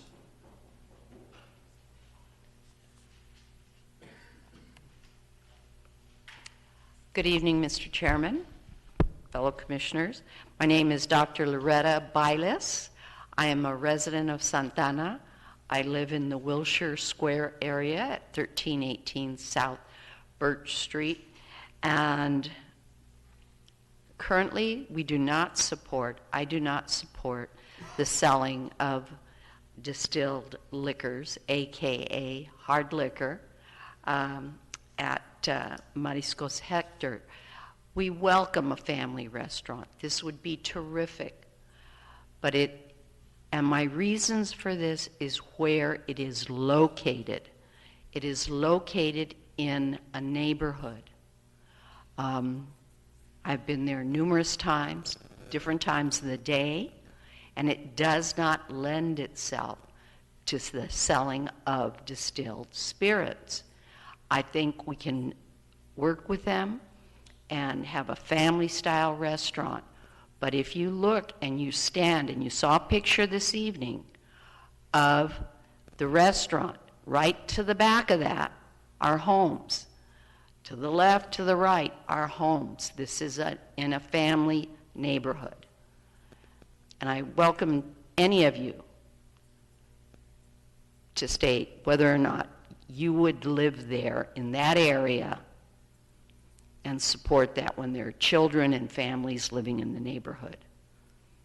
My hope is that you would not approve this And it states under project analysis, staff has reviewed the applicant's request to upgrade the alcoholic beverage control license to allow for sale of distilled spirits in addition to beer and wine, and has determined that the approval of the conditional use permit will not be detrimental to the health, safety, and welfare of the community. How do you know that? This evening you had reports in terms of the police and problems that might occur, and it's been quiet. We want to keep it that way. And we feel that because of the location of this restaurant, it is in a family environment. Therefore, my hope is that you would not move this forward, and we would be more than willing to work with Mariscos Hector's. Thank you. Thank you, Loretta.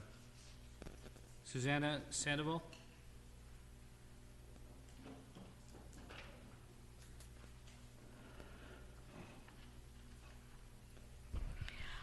A very good evening. I live in Wilshire Square also. I'm also the co-chair for the Santa Ana Healthy Neighborhoods Alliance, which is composed of a variety of neighborhoods.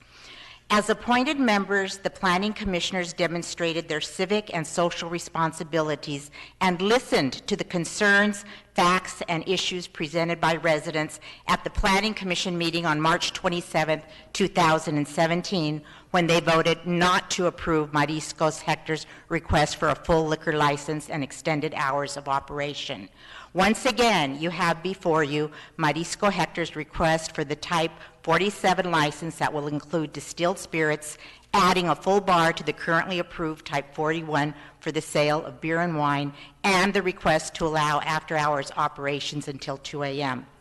Mariscos Hector's is located in densely populated residential neighborhoods. On the backside of Hector's Mariscos are houses and several neighborhoods that will bear the burden of the increased noise level, traffic, and parking challenges.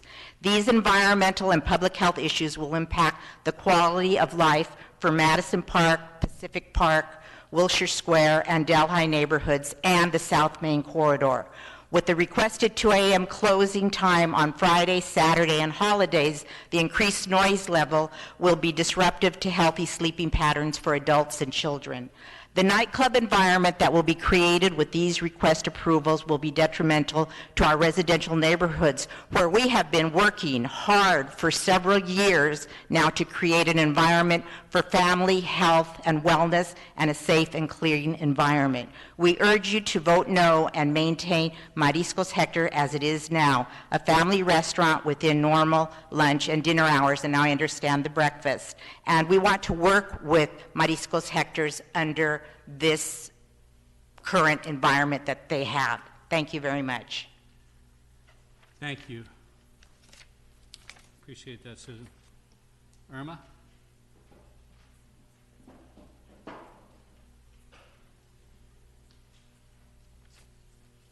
Hello, everybody. Good evening again. Irma Hargi, Wilshire Square and Santa Ana Healthy Neighborhoods Alliance. I'm encouraged to hear breakfast. That was one of the good outcomes.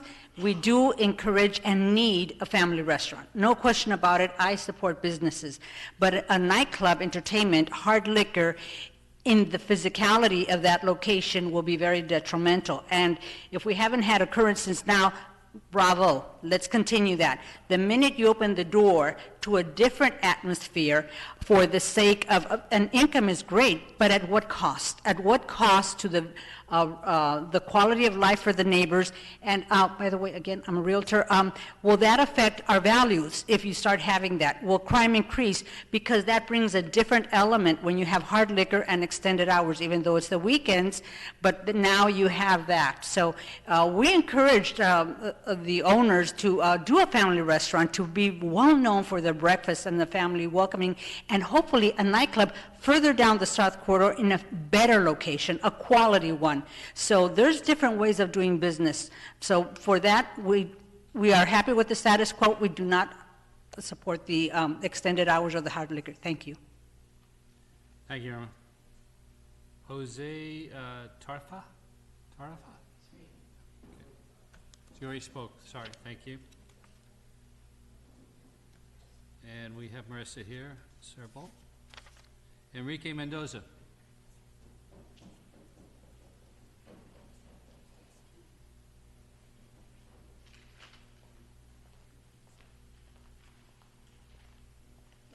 Good evening, Mr. Chairman and everybody. I'm here to support Mariscos Hector's license 47. I have been a customer for more than 10 years. Always come with my family. I drive all the way from Mission Viejo to her restaurant. I work in Santa Ana, in Bristol Street. I have never had any problems finding parking at the location. I always enjoy the food and the music. It's a quality food and quality music, and I have never witnessed a violent act in the premises. Also, the restaurant employs a high number of people and pay local taxes. Thank you. Thank you, Enrique. Linda Aguilar?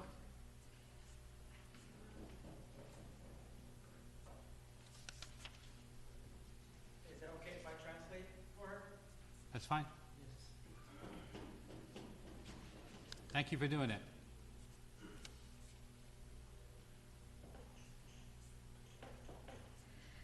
Hola, buenas noches. Mi nombre es Linda Aguilar. Estoy aquí para apoyar la licencia 47 para Mariscos Héctor. Soy residente de Santana. Linda Aguilar. Good evening. My name is Linda Aguilar. I'm here to support Mariscos Hector's 47 license. Vivo en la calle Occidental, atrás del Héctor. She lives on Occidental Street, which is the street right behind the restaurant. She's right behind the restaurant. Y claro, quiero decir que hay diferentes gustos. En el de mío y el de mi familia nos encanta ese restaurante. Nunca hemos tenido problemas con el ruido. Obviously, there's a different taste for all kinds of people, but personally, my family and I love that restaurant. Nunca hemos tenido problemas con la música y tampoco con los parqueaderos. No hemos visto ni clientes ni empleados del restaurante que nos estorben en el parqueadero, ni mucho menos. There's never been an issue that I notice about parking or any clients parking in that street that I've noticed. A nosotros nos encantaría que ellos tuvieran la licencia porque para nosotros es un lugar familiar y ahí nos reunimos familia y amigos. To us, it would be nice for Mariscos Hector to obtain the license because it's a family-oriented restaurant, and that's where we meet as a family and also friends. Thank you. Thank you. Thank you, Linda. Ernesto Quintero?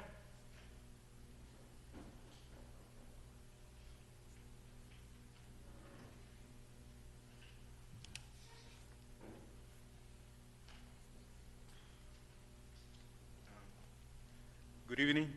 My name is Nestor Quinteros. I've been a customer, Mariscos Hector, for the last 20 years. My kids go there. The atmosphere is very friendly. You can be there with your kids. My kids were 10 all the way to 13. I take them there. They enjoy the atmosphere, the music. Then I know the owner for the past 20 years. They're very good people. They take care of their family. I live in Long Beach now, but I drive over here, to have dinner, birthday parties. We go there. What can I say about the restaurant? Nothing but good things about it. I don't think having the 47 license is going to be an issue because it only brings, like, let's say my wife wants to have a margarita. That's all it is. She don't drink beer, but I don't think the 47 license will make an issue for being a family restaurant. So I'm here to support them because it has bring a lot of jobs to the community, and what can I say? It's a good place to be there. Thank you for a good job you're doing, and I appreciate for letting me speak. Thank you, Ernesto. Juan Jose Tarefa.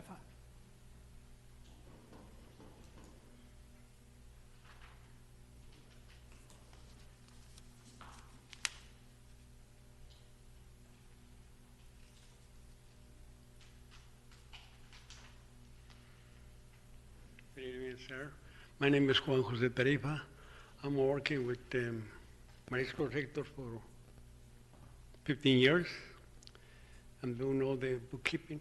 And she's from Santa Ana, and she worked for Santa Ana. She gave a lot of job to the people. I think I support the 47 license. Thank you. Thank you, Juan Jose. Richard Santana.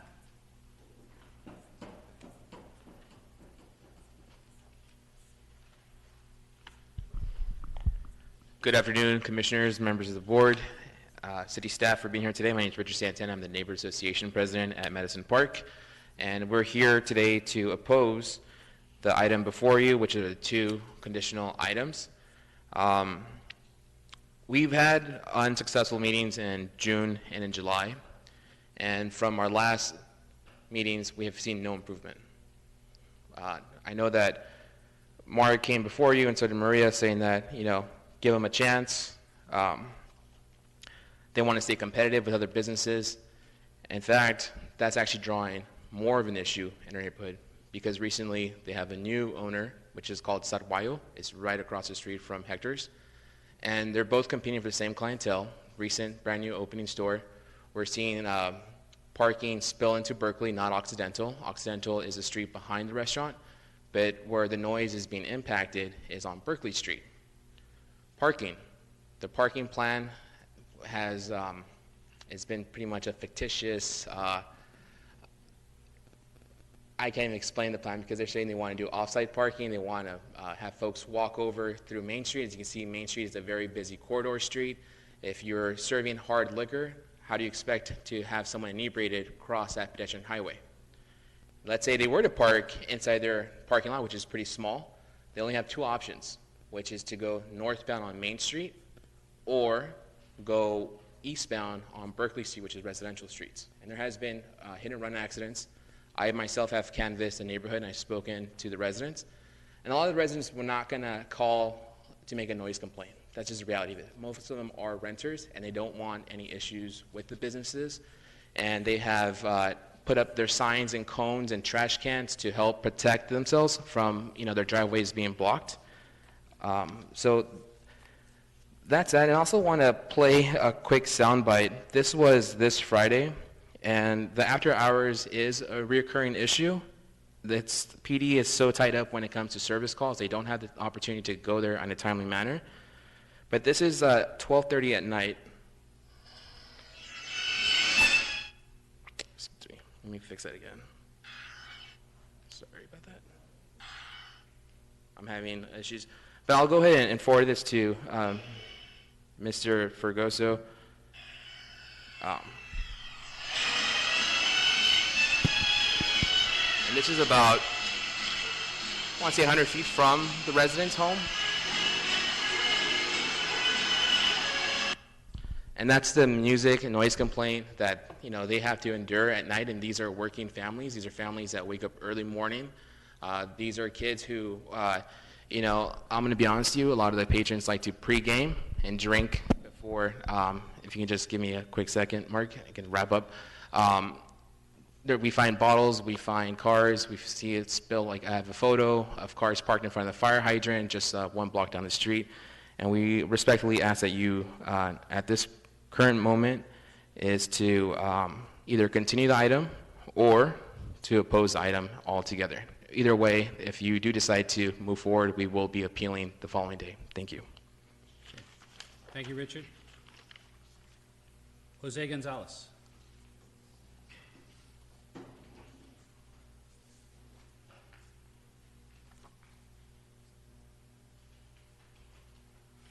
Good evening. My name is Jose Gonzalez. I'm a customer for Marisco Sectors. I support License 47. I was customers over since 2006, I believe. for the World Cup. So I heard something about the community, about the neighbors, what they're talking about first. Marisco Sector is not a nightclub. It's a restaurant, Marisco Sector. So they're asking for salad in the 47 for alcohol, because sometimes, like our customers, we bring our family too, or sometimes we bring, girls, they don't drink beers a lot. So especially my girlfriends or my parents. So the only I can say, I support license C47. Thank you. Thank you, Jose. Tim Rush?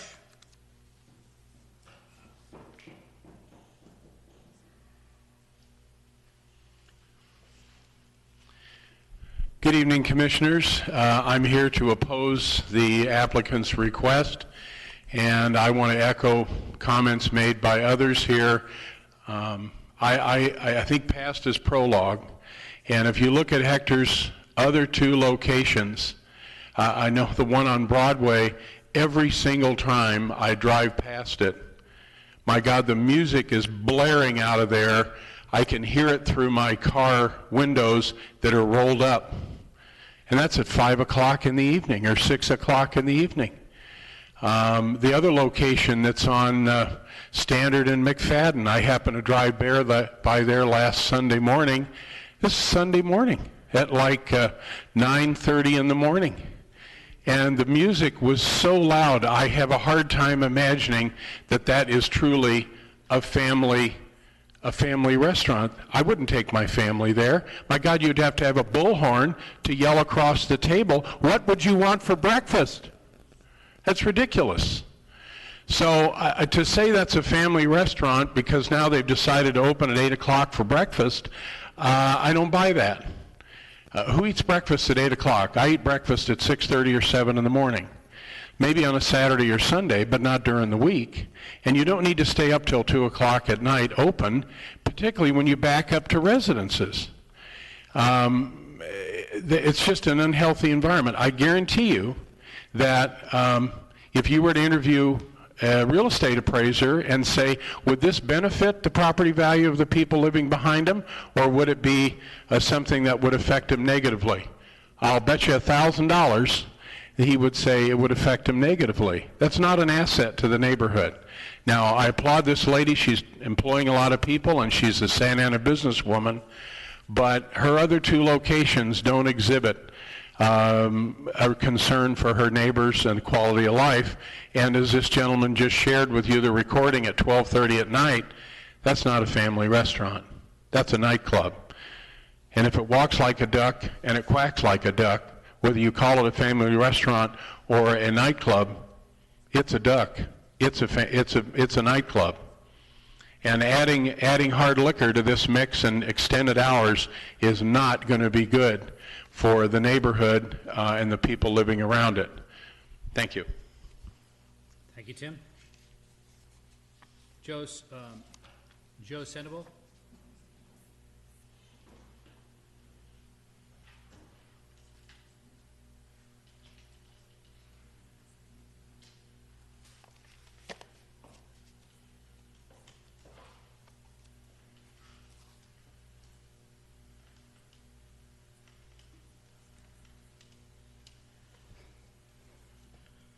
Good evening. My name's Joe Siebold.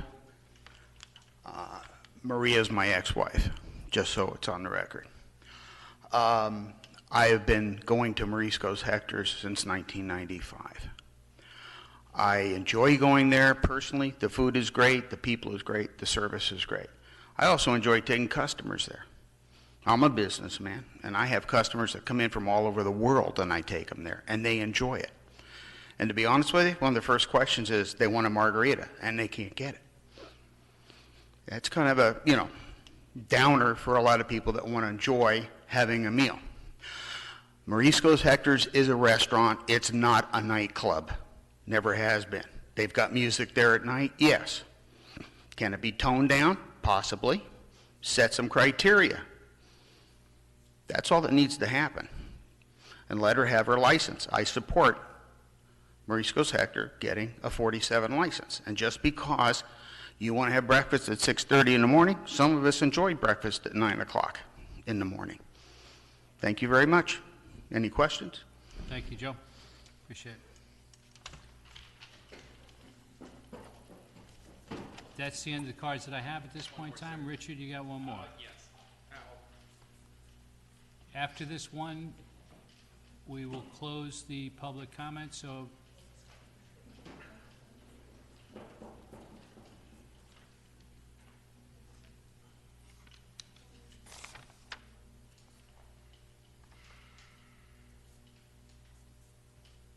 Abigail Alvarez?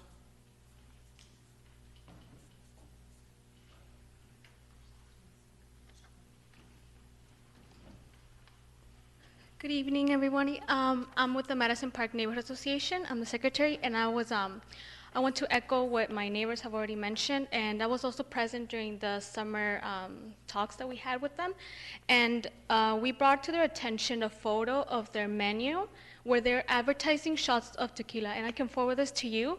So they claimed later that it was wine agave or agave wine, some sort of thing like that, and this is either downright, it's either violation of their existing liquor license, or it's very misleading advertisement. So I can forward this to you, and it makes me question their integrity as a business. Thank you.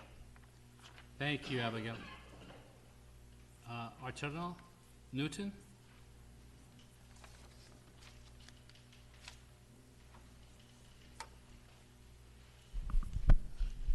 Mr. Chairman, members of the Commission, my name is Arthur Newton. I'm the attorney for the corporate entity that owns Morisco's Hector 1, also the establishment on McFadden and Broadway.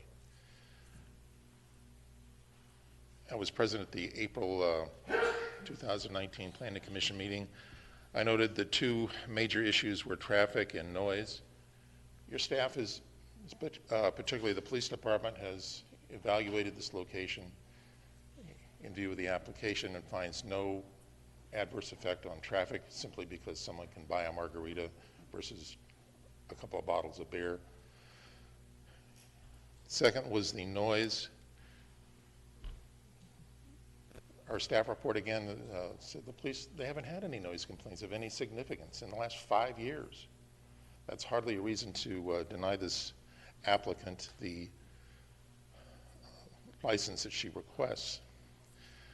I've also heard reference tonight to the establishment on McFadden and the other one on Broadway. She has a partial ownership interest in those. She doesn't have controlling interest. So you can't blame her, and she's not the applicant here. You can't hold any adverse or negative impacts of those entities against this applicant. It's simply not equitable. The comments in opposition, you'll review them. They're all speculative. They're not based on any facts or any evidence that have been presented. It's kind of a NIMBY situation, not in my backyard. The applicant has done everything that's been asked of her. Your own staff indicates that you should move forward and approve the application. And I couldn't help but hear in the work study session at the beginning of this meeting, we have some high-density housing going in 6 blocks away from this location where there are bars and restaurants being anticipated to be constructed and being an integral part of that project. How can you apply it to them but not to this applicant? On that, I'll conclude my comments. Thank you. Okay, thank you. Okay, at this... I'd just like to rebut a couple of things, Mr. Sure, Chair. go ahead. I'll be very... He has the opportunity to rebut any comments that have been made based on... Opening time, I didn't get that same amount of presence as association.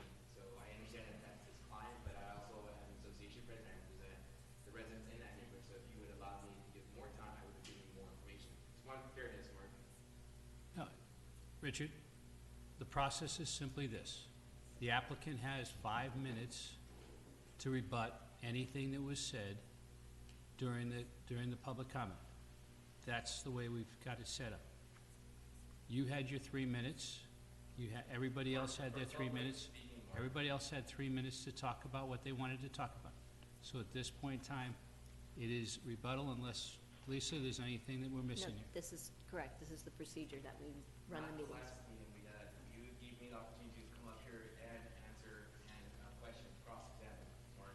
So that's fine. I will respect the city's time. Go ahead and move forward, Mark.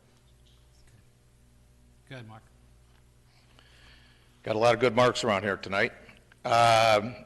Just a couple of little things that were mentioned. Sort of working in reverse order, there was a mention with regards to tequila shots. That was brought to our attention. It has since been corrected. It was never tequila shots. It's an agave product. It's much like a wine type thing. But it was brought to our attention and was corrected. Made mention several times about it being a nightclub. Richard played some music that was theoretically was put off at 12:30 at night. I think the most important part of this here is when you have, you know full well, that when you have a conditional use permit, you violate that conditional use permit, it can be yanked from you in short order, okay? And in addition to that, if we are operating after hours and serving alcohol, the state ABC will come down on us hard. So there are checks and balances that are in here. So the idea of pointing on out things that may or may not be true as fact, when in reality we have, shall we say, a higher standard to live by. And it has been mentioned that we've been operating after hours, and they blame the police department for not being able to come on out. I can't agree with this because it is not true. The businesswoman, the applicant at hand here, has too much at stake to violate for a couple extra beverages for a night. And that also goes with regards to parking and parking plans. So another restaurant opens on up in the area, and they cite that restaurant and blame us. We have equal rights to be able to respond to be able to conduct our business as a responsible business owner. We greatly appreciate your time, and of course I'm always here for questions, and I'm glad to hear that there have been several opportunities to continue to work with the community, and we look forward to that. Thank you, Mark. Is it all right if I ask Richard to give us 3 minutes if he wants to do a final comment? That's at your discretion. You're the chair. Yeah, go ahead. Richard, you have 3 minutes. Thank you, Mark, for being fair. A quick flashback. So our last meeting we've asked about sound, right? Sound has always been a big issue. And we asked the owner if she's willing to invest money in soundproofing her windows so the sound doesn't emanate into the district. Because let's be honest here, we have Superior, which is a box store. We have the sound just travels into the neighborhood. It's just the way the restaurant is positioned. We've seen none of that. We don't see no longer the parking enforcing officers who they had as security guards, who would be security guards / parking enforcement. They're gone. And it's challenging to get those residents to come in here and to talk to you about parking of blocking their driveway. So we've seen from our side in our association, no commitment from the owner or from Mark or from your other representatives to actually improve the neighborhood. And, it's been since 2017, and staying quiet, hunkering down is not the solution. Working with the commission, working with the neighborhood, making improvements when it comes to soundproofing your restaurant, that's a start. And if they have not made that first step, then again, by giving them full liquor license as well as extended hours, you'll see more disruption of our neighborhood from actually having a quiet, enjoyable 8 hours of sleep. And with that, I'll leave it at that, Mark. Thank you. Mark, can I say something? We have agreed to Richard's on the soundproof of the window. We have. City staff can report back. Okay, wait, That's not Richard, true, Richard, Mark. okay. Well, this is your board closed, control, you closed, okay? But it's always that we have agreed to all the terms that the community has brought to us. We just can't invest the money without any income. We will do everything that the community asks. We just asking for an opportunity to perform. It's all talk, sir. Okay. All right. At this point in time, I'm going to close public comments. Thank you. We'll bring it back to the commission. Does anybody want to make a comment or action on this? Ken? I do have a couple of, maybe Mr. Ferruso can explain to me, or maybe the owner. I hear from a public comment two issues that concerning me. Number one, entertainment. Is that CUP allow any type of entertainment in the restaurant? That's my first question. Number two, that the public council complained about the loud music. The loud music, what sort of the loud music was played at the restaurant? Is that from the recording type material or a live band? So if a live band, a different issue, that were a great concern to me, if without entertainment permit. But if the loud music from the speaker, from stereo system and whatever, but again, we do have noise ordinance in our city. And I believe that noise ordinance, no music can play louder than 50 decibel. Is that correct? In that the case, the public should, the surround neighbor or resident or people concerned can call our code enforcement, have then the restaurant be cited. So please explain to me, is there any type of entertainment allowed on the CUP? Thank you, Mr. Commissioner. Can you hear me okay? Yeah. My light is on. Hello, testing. Hello.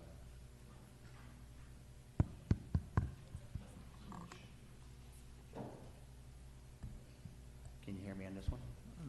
About the same, but that's okay. Hello, testing. You're not very clear. Talk a little loud here. Just talk loud. The first question regarding the CUP for entertainment, only if they're charging a cover charge is required to get a CUP for entertainment permit. We have a separate ministerial, which is basically over-the-counter permit. It's an entertainment permit that they have to obtain for entertainment, live bands or amplified music inside the premises. They have one. It's expired. I've asked them to put it on hold until the pending results of this hearing here. But they will be getting a new entertainment permit shortly once this CUP action is concluded here. And that will, a category 2 basically allows them to have some indoor musicians, no cover charge as part of their ancillary amenities. At no time can the noise be heard audible beyond 20 feet outside the facility. So we have changed our noise ordinance. There is no decibel readings anymore. Now it's basically a common sense standard. If you can hear it outside, you're in violation of the code. So it makes it easier to enforce now, as opposed to having someone go out there and get a decibel reader, start reading all these different measurements from different spots of the property. So the one public comment indicated that we're able to record the loud music from outside. So that's clear violation of the noise ordinance from establishment. That's correct. That would be.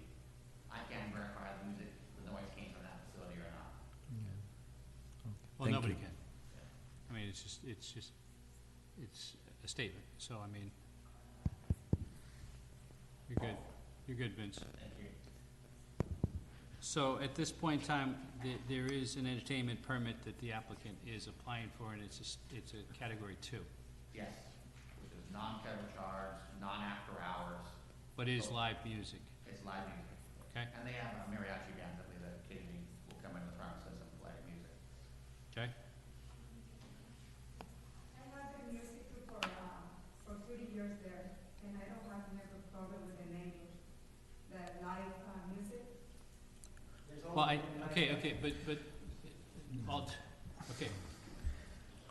this is the formality that we're talking about right now, first of all, is among the commissioners. In essence, you've had your chance to talk, you've closed the public comments. So what we're talking about right now is a formality that says, do you or do you not have an entertainment permit? And if so, what level of entertainment? Doesn't matter how long you've had entertainment. So it's an entertainment permit, and we're verifying that at this point in time, there is one that's in the process. Okay? All right. Ken? I do have another comment. I do understand any culturally restaurant, like for example, sushi bar without serving sake is not a sushi bar. And also a Mexican restaurant without serving margarita drink is not really a Mexican restaurant. I do and fully understand that. I do support that because, again, without, I'm not a drinker, but I do understand the margarita, you require some kind of a spirit, like a rum or something, but mixed with some kind of a fruit flavor to make a margarita drink. And with the title, type 41, with the beer and wine, we're not able to make margarita.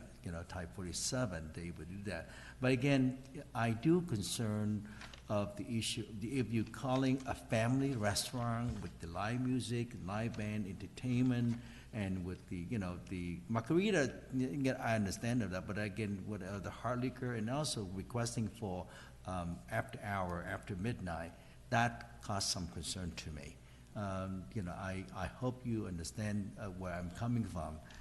I do, support the request of the adding the spirit into because culturally, you as a Mexican restaurant, you should be able to serve margarita in your establishment. But again, the entertainment, the loud music, and if you call yourself as a family restaurant, I'm not sure about that. Maybe a club more than a family restaurant. But again, I would like to, if possible, to have this issue to be continued the next meeting, so we can have a little more time to discuss. Or we would like to vote tonight. I would not support for extended hours. Well, let me clarify one thing. The recommendation by staff is to have a CUP for ABC 47, but it's not recommending today to extend the hours beyond 12 o'clock. The hours will be, the recommendation is to extend the hours in April of 2020. And that's after decision. So we're not going to be voting on the after hours. We're only going to be really voting on the actual ABC 47. Okay. And the CUP associated with it. Thank Is that you. correct? We're good? All right, so we're clear on that? I agree. Do you have any questions, comments? Don't remember about this, but if there is an ABC 47, and then when it comes back in April 2020 and we see some problems, I know they mentioned ABC would take care of it, but would they lose the license with the commission as well, or how would that work? To lose the license, you have to go through a special revocation process. So no, they would not lose the license then, but we could come back and review. Well, part of that purpose of that 6 months is to review it, review their history and how they're doing. If they are being bad neighbors, you can add conditions, or you can initiate the revocation process. Okay. That's the extreme case. We'd rather get them into compliance first. We'll monitor every couple of months until we get that 6 months to make sure they're doing what they say they're going to do. Be a good neighbor, soundproof the windows, get their entertainment permit, and everything else they need to do. Is there the type 47 have an expiration date from ABC, anything like No, that? once you approve it, it'll be issued, and there is no expiration date on those types of licenses. They're just issued, and they keep them until they get revoked or they turn them in. Can the owner transfer that type 47 from one location to another location, maybe different city? They can out of the city, yes. Those things are mobile, but any license comes in Santa Ana, they have to go through the CEP process with us. Thank you. I have a question. So for my understanding, the license that they have right now is an older one, correct? So there's no conditions that we have currently for the business? So the licensing is really, it's two licenses. One is through ABC, they have type 41 with ABC. Mhm. And then they have a city license, which is the CEP tonight, but for this one here, it was granted back in 1988, which is a land use certificate, which is, there's no conditions upon it. It was done so many years ago. We weren't that sophisticated back then to put these types of conditions upon those licenses. So for us to approve this license, we'd be adding conditions, that's correct, as the conditions that are on here? We got conditions on here. What's some of these conditions, what's something that would benefit, I would say, the community that aren't applied right now? Is that gonna be like I'm saying 2 and 3, is that what I'm looking at, or? All these conditions or would is- be now applicable, plus we have 24 standards in the code that, talking about police security, noise levels. You must sell food with alcohol. You can't just be a bar and sell alcohol separately. You gotta have food service at all times of alcohol available. Those kinds of things are standards in our code now that we apply to all licenses over the years. We decided, let's make them standards. You have to comply with them. And those are the ones that didn't have previously, correct? Correct. Okay. That would go back in. And as far as the new entertainment permit, that's the one that we were talking about, that category 2? Yes, that would be, condition number 4, says come in and get that permit. Okay. And as far as, I don't know if this is a question for you or maybe the applicant, but as far as the, being mentioned that there was tequila shots and other things on their menu, it said it was corrected, but they said it was agave wine, so technically what was corrected if wine is what they're allowed to sell? Can I respond, because I was the one that sent the email to the city after that meeting. It was a mistake. Agave is under the 41 beer license. Okay. They sell the agave shots. That's what it was on the menu. The only problem that the lady that did the menu, he put shots. It didn't specify agave shots. Correct. So what was corrected? Just the menu. We correct everything, and we made sure we send an email out to one of the associates from the city to explain exactly what was under our license. Because Okay. under the 41 license, you are able to sell agave shots. So you guys are selling agave wine, Yeah, it's wine.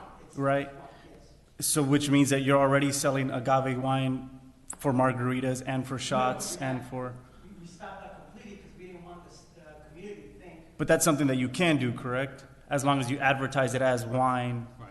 correct? And that's going to solve the problem of having people that want to drink margaritas. Because I went to the restaurant and I saw the menu, and it did say tequila shots, margaritas, this and that. So if you're selling it with wine, then just continue selling it with wine, and we don't have a problem. We don't need to continue trying to push that, right? I think it's the myth of the taste of giving a margarita, a original Cadillac margarita, in the looks and the marketing of it, in comparison to an agave shot of a margarita.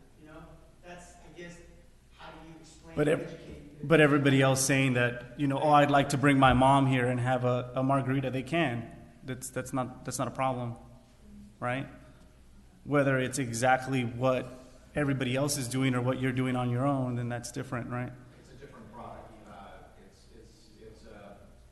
Saying that it's a margarita, I remember many years ago, the Mexican restaurant down in San Juan Capistrano was serving agave, and it was the first time I had seen that. And it's not the same. It's a different product, different taste. I understand, but if you asked whoever made the menu or whatever to put something together that where you guys are serving agave wine and they accidentally did tequila, you guys were already in the process of starting to serve that wine, so why not just continue doing it and just market it properly? Hasn't sold. It has not. That and the distilled spirits are not necessarily limited to just margaritas or just tequila. Correct. You have a Cuba Libre, right? Mhm.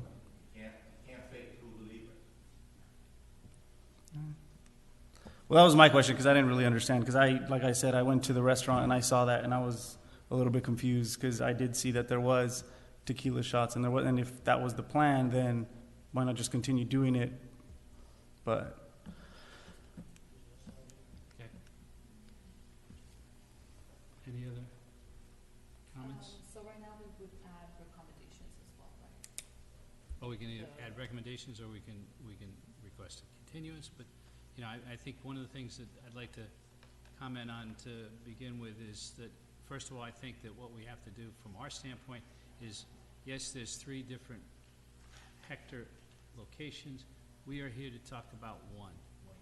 And the fact that there's noise coming from another one, or there's some other issue going on with another one down the street, that's not for us to have a discussion on. And from the standpoint of doing anything other than just ignoring those other 2 places, that's what we need to do at this point, because that's where we're at. That's correct.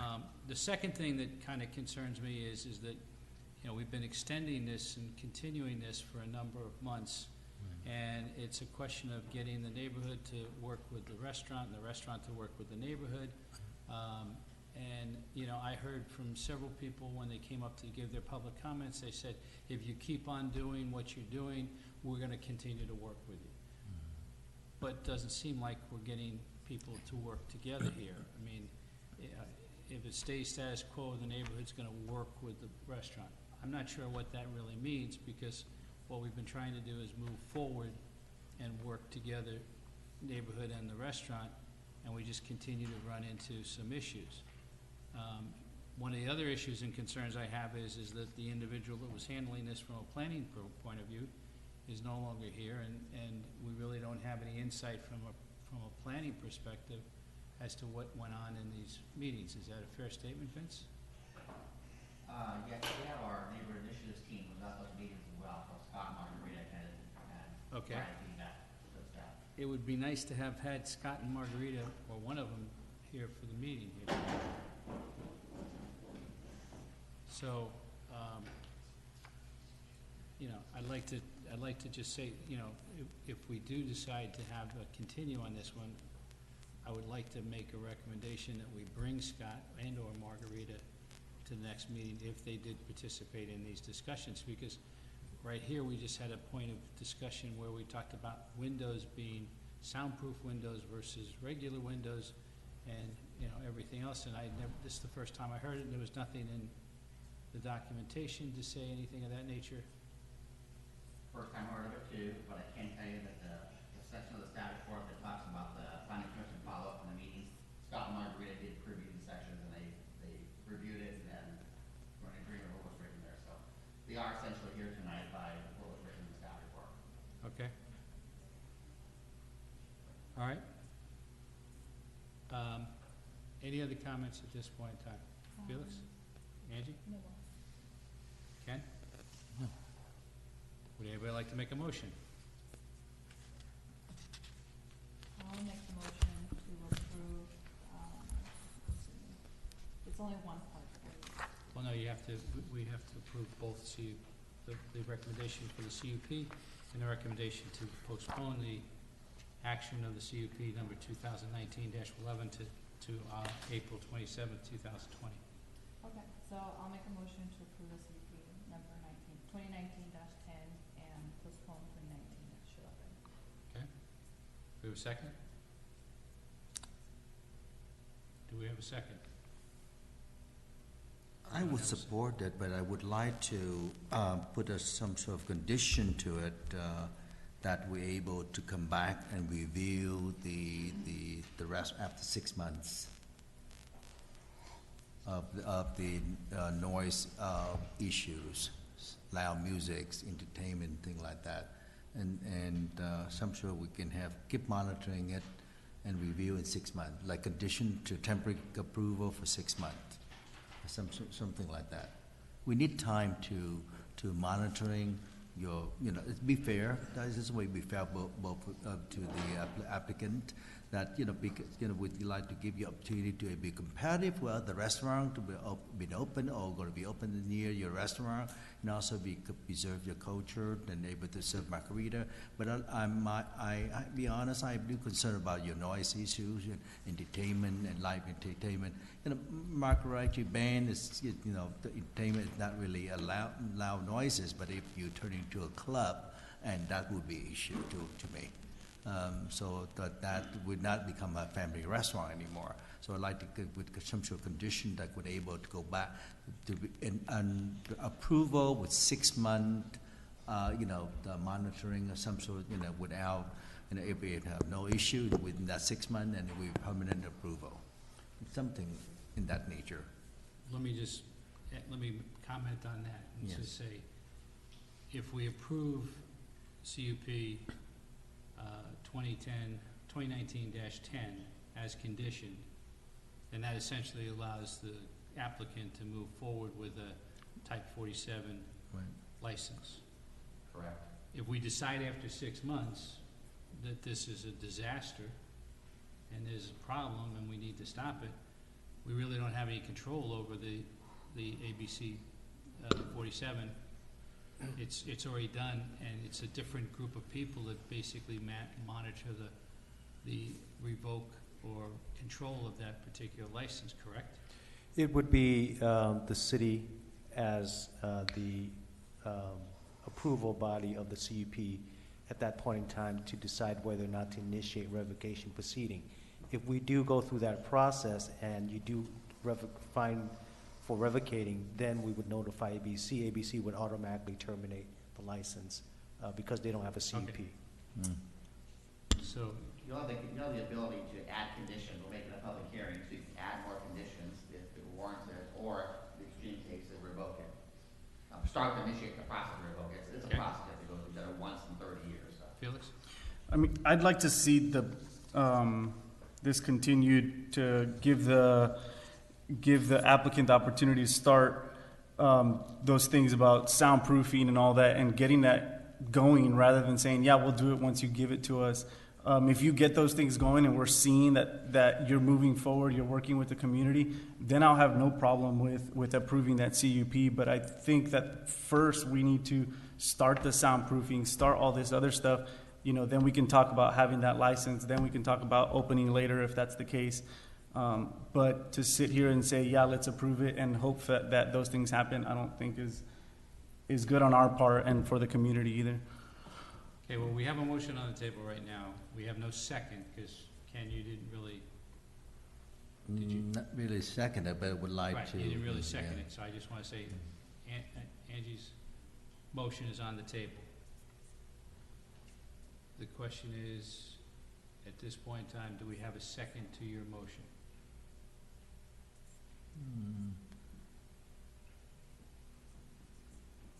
Second with condition. With conditions, I'm sure, we can able to monitoring it, control it. And then also add condition with the soundproof to the establishment. Okay. Just to clarify, Commissioner Rivera, if you do approve the application and add that condition soundproof, and I will not release it to ABC until the conditions are complied with. If your condition says install soundproofing prior to release the license, then they will never get that release until the windows are in. Permits are pulled, windows are in, inspections done and verified. So we can add that condition. Gives them the assurances that they've got the license approved, yet it's not being released until the work is done. And we also may want to consider the condition with the soundproofing. So I would like to add a condition to my. You want to amend your, okay. Add that condition to add the soundproofing. So your motion is to approve the CUP with an added condition of soundproofing. And that's the only added condition? And 6-month review. And 6-month review, yes. 6-month review. Right. Do you accept the friendly amendment? Yes, I do. If the applicant did mention that, well, they need the money, they may able to make a little bit more money, they're able to add the soundproof. If I'm operating a business, I would find out a way to come up with the needed financial to satisfy the city need and resident, and to add soundproof to it, because to me it's a business investment. And adding a Type 47 to the restaurant is very valuable, and then we increase value to your business. So I would go for it. I've indicated to Mr. Fregoso that the applicant is in agreement with those. Okay. I mean, I think it's still better to continue it and talk with the community, but if that's the way that everybody else wants to go, then I would like to remove the CUP 2019-11 to just not have that at all, and have it close at 11. Then I'm okay with them opening having their. It's closed at 12. 12 is, it's been 12 and it stays at 12, so it's. Oh, got it. Okay. It's closing at 12, but CUP 2019 also then says that they're going to open at 8 versus 9. So we're talking about approving a 9 to 12 cycle. Okay, because I think, if what we're looking for is a family restaurant, then I'm saying, from 8 to, if possible, I would say 11, and let you guys had that 47 license. The only other condition that I would like to make sure that we also do is, if we're moving forward and we're talking about this, then we need to finalize the entertainment license. Yes. Entertainment permit. Correct. That needs to be Will be in done. place. And, because you're saying you held it off because of the matters that we talked about tonight. Now we're talking about conditioning it.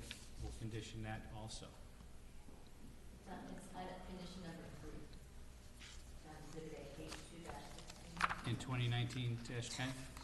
Yes. So it's in there already? Yes. Okay, that's fine. Good to. So does that one specify what that new entertainment permit is?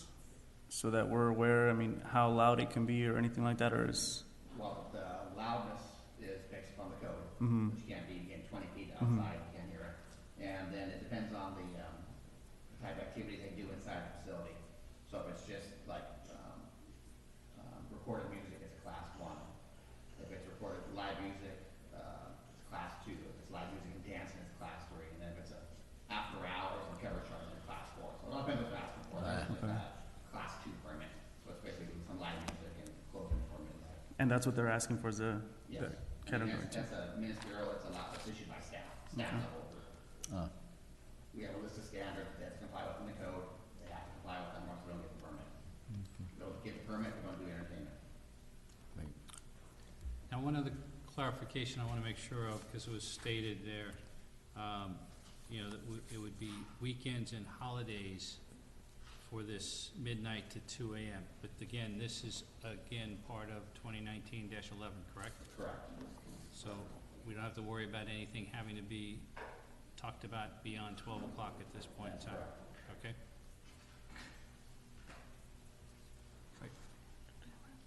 Sarah, you I looked just a little- want to clarify for the record, the conditions, Felix, did you add? So what I'm looking at is soundproofing, that new entertainment permit, and 08 to 11, and we're good with the 8 condition. to 11, you're saying? If that's possible. Or is it, it's at 12? It's- Okay, current- so we can't have anything that we can adjust the hours? So I think that's what seems like it's the problem with the community, is the noise and how late it stays open. They're legally by right allowed to stay open till midnight Mhm. at this point. At this point, correct. Yeah. So the after-hours application is off the table right now. I understand, yes, But you still want to amend their hours to 8 to 11? correct, Well, they're legally allowed to be open till midnight. okay. They currently allowed until midnight. Yeah. So if you simply just remove the 219-11, and then no after hour will be considered. But if we So- remove if we So remove it, 20 yeah. technically, they have submitted an application for after hours. The commission is not being asked to consider at this point.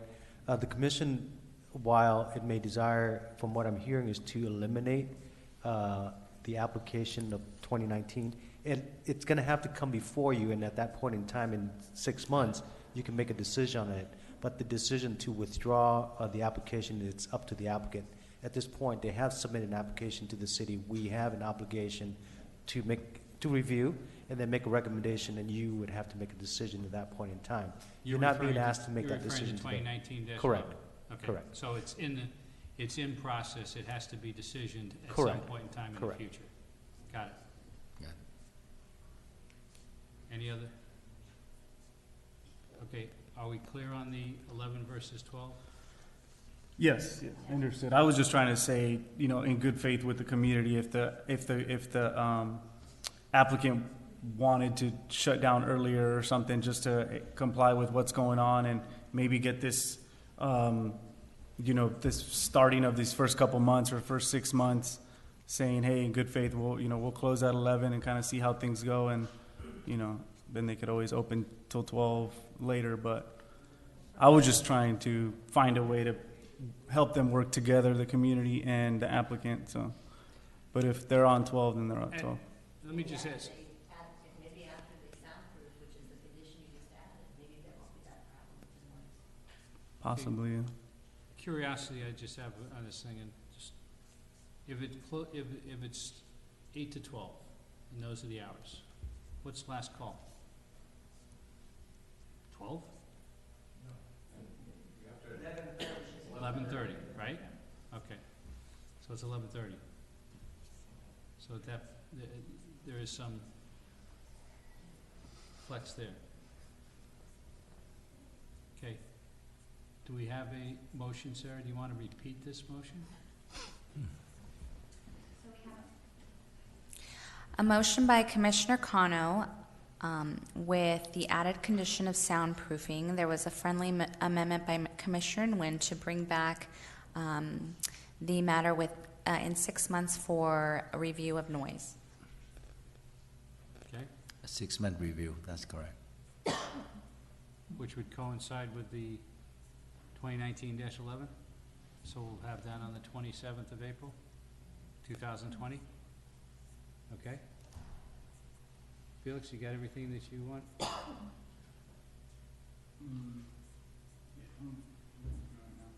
Take your time.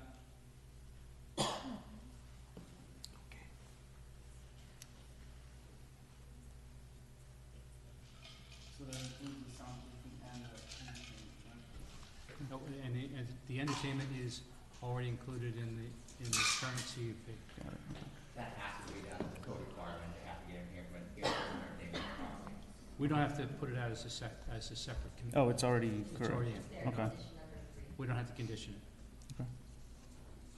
Okay? So there's nothing we can do for removing the rest of the after hours, correct? That has to come to us, and then at Yes, that point that has to take its course because the application had been submitted. The only way that the application can be removed at this point if the applicant decide to withdraw the application. Okay. All right. We have our motion, we have our second. All the amendments are taken care of. We'll go for a vote. All those in favor? Aye. Aye. Opposed? Aye. You're opposed? Correct. Okay. So it's 3-1, and Cynthia Contreras is absent. All right. Thank you. We'll move on to staff comments. Thank you, Chairperson. I just want to make a quick announcement tonight. As you know, we've been recruiting for a planning manager position with the departure of our previous planning manager. We have completed that. I'm happy to announce that the city has selected Mr. Vince Fregoso as your next planning manager on a permanent basis. So I want to congratulate Vince. The other 20 candidates refused, so I know something. Seriously, this is the best you can do. Vince is a great guy. Yeah, congratulations, Vince.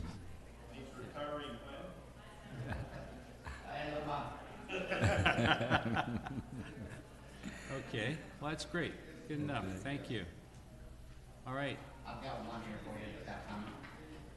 We passed out a pilot parking study status memo. Right. Most of you have heard about that. It's going to be taxed about a week ago, went to city council on the first.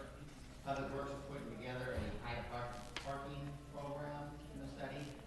2 areas in the city that have parking permitting right now. They're trying to study what's happening, basically a supply and demand study for parking. So take a look at it if you'd like. Trey Higgins, who left just hours ago, is going to come to you and do a more detailed presentation at a future meeting. Not October 28th. But anyways, the little details are written in your packet. Council has the same information. And let me know. Okay. Yeah, that's fine. I appreciate you doing that, and I would like to have a future review of it because there are some things. I mean, there's so many different dimensions to parking at this point in time that I think we need to kind of look at what this means, what that study took into play, and what does it mean overall versus how we're measuring traffic and everything else on a new basis of calculations, as well as you know, what we do with traffic on a regular basis throughout the city, so I'd like to, you know, do something maybe in the November timeframe if we could. Since we have everybody here, and it's sort of the except for Halvick is still in the audience, but. I mean, we have a big situation for the 28th, and, I mean, I think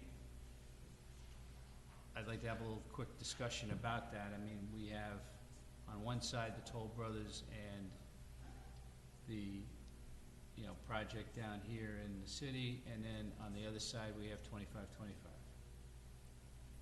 We've seen what has happened with both of those projects over the last, well, in the case of 2525, the last year and a half. We've seen what we've got right now on the table with regards to the Toll Brothers. Are we practically and realistically going to be able to handle both of those on the same day? I see this being what we did the first time. We recall we had 1 or 2 items before 2525, and Which the was one a- took about an hour or so. Which was a disaster, because I kept on saying, do you want to talk again? And somebody else said, sure, yeah. I mean, and then Lisa got all upset with me and said, that's crazy. Stop asking. That's right.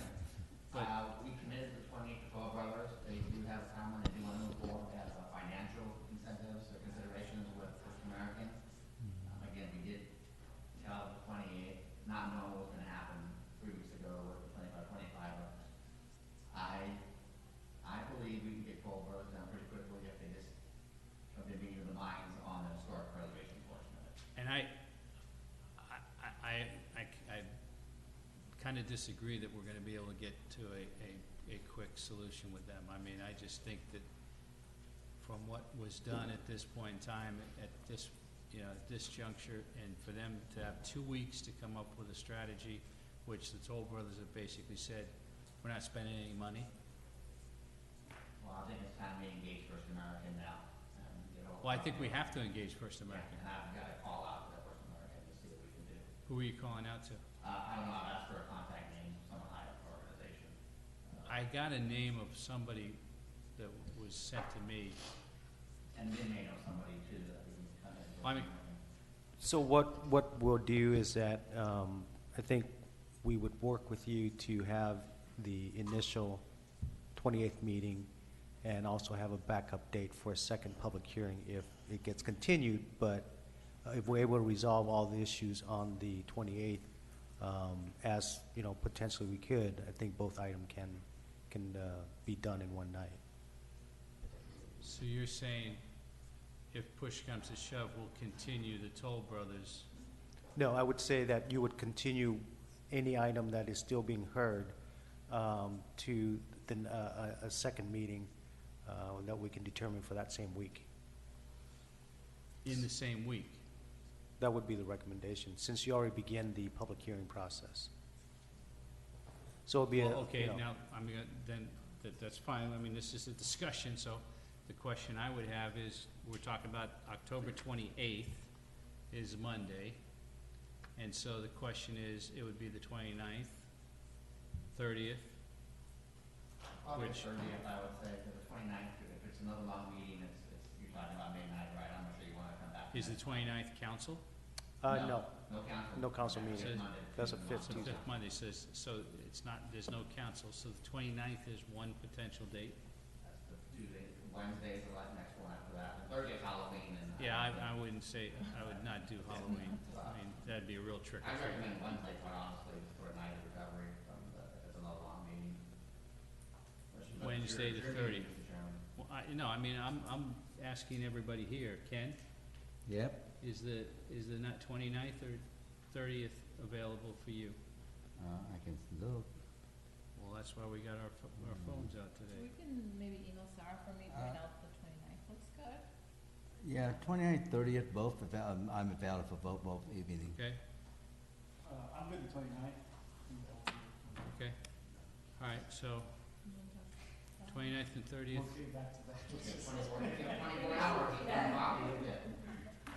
All right, so Sarah, at least we have a game plan that says 29th, 30th.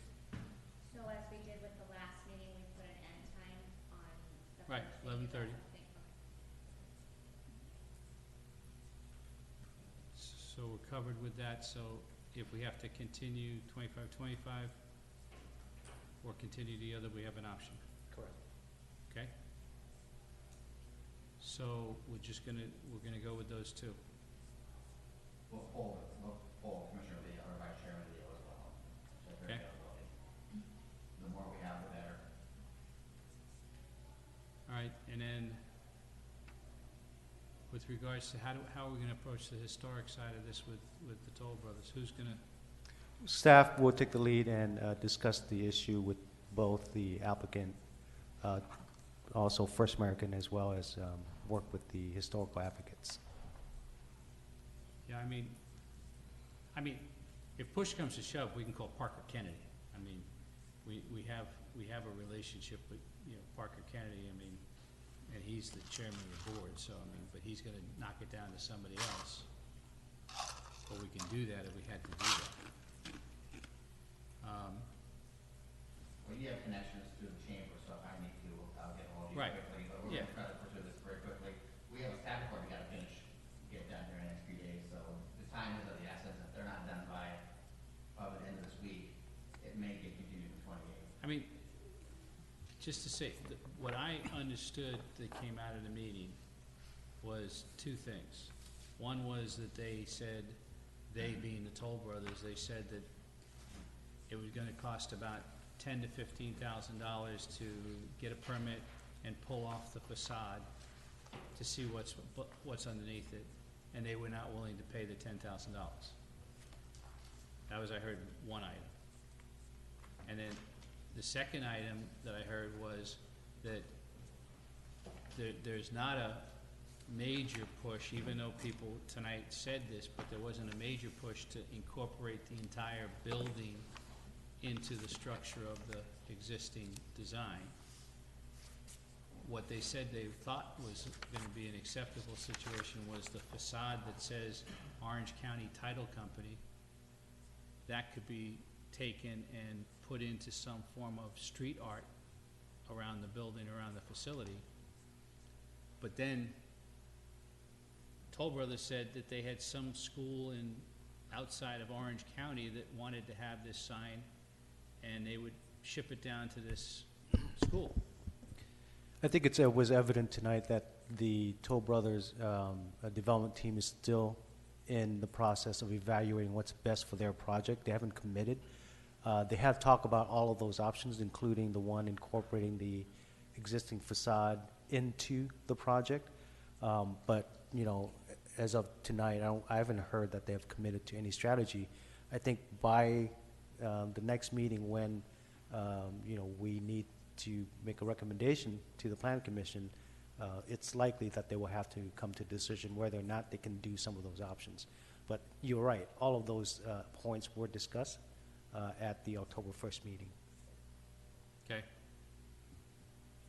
So, is Vince gonna take the lead on the? Staff will take the lead on this, meaning Vince and I would take the lead, correct? To work with First He gets the American. name of staff and Vince at the same time. Well, we're both staff. But, yes, I'll be working with Vince on this to make sure that All we're right. on the same page. I just wanna make sure that we've got this thing covered from the standpoint that we push it and close it and not drag it out for another couple of months, because, I mean, the flip side of it is that I think everybody agrees that it is a decent project for downtown area, and the downtown area is being challenged at this point in time from the standpoint of, financial stability for a lot of the places down there, so, okay. So, we got a plan? Sounds good. Any other comments from staff? No. Come on, Vince, it's your first day on your new job, so what? Min and I were just talking very briefly about maybe moving the planning commission meetings to align with the city council meetings. So go to Tuesday. There's some advantages for everybody, both you and us. We can go a little further. I just want to just think about it and how it fits into your schedules and if you would even consider something like that. You have to go through a process to do it, probably look at some code amendments or something to make it happen, but just considering. I mean, the benefit for you is that you have a weekend look report, connect with staff on Monday, and get you whatever information you need. So you have a comfort level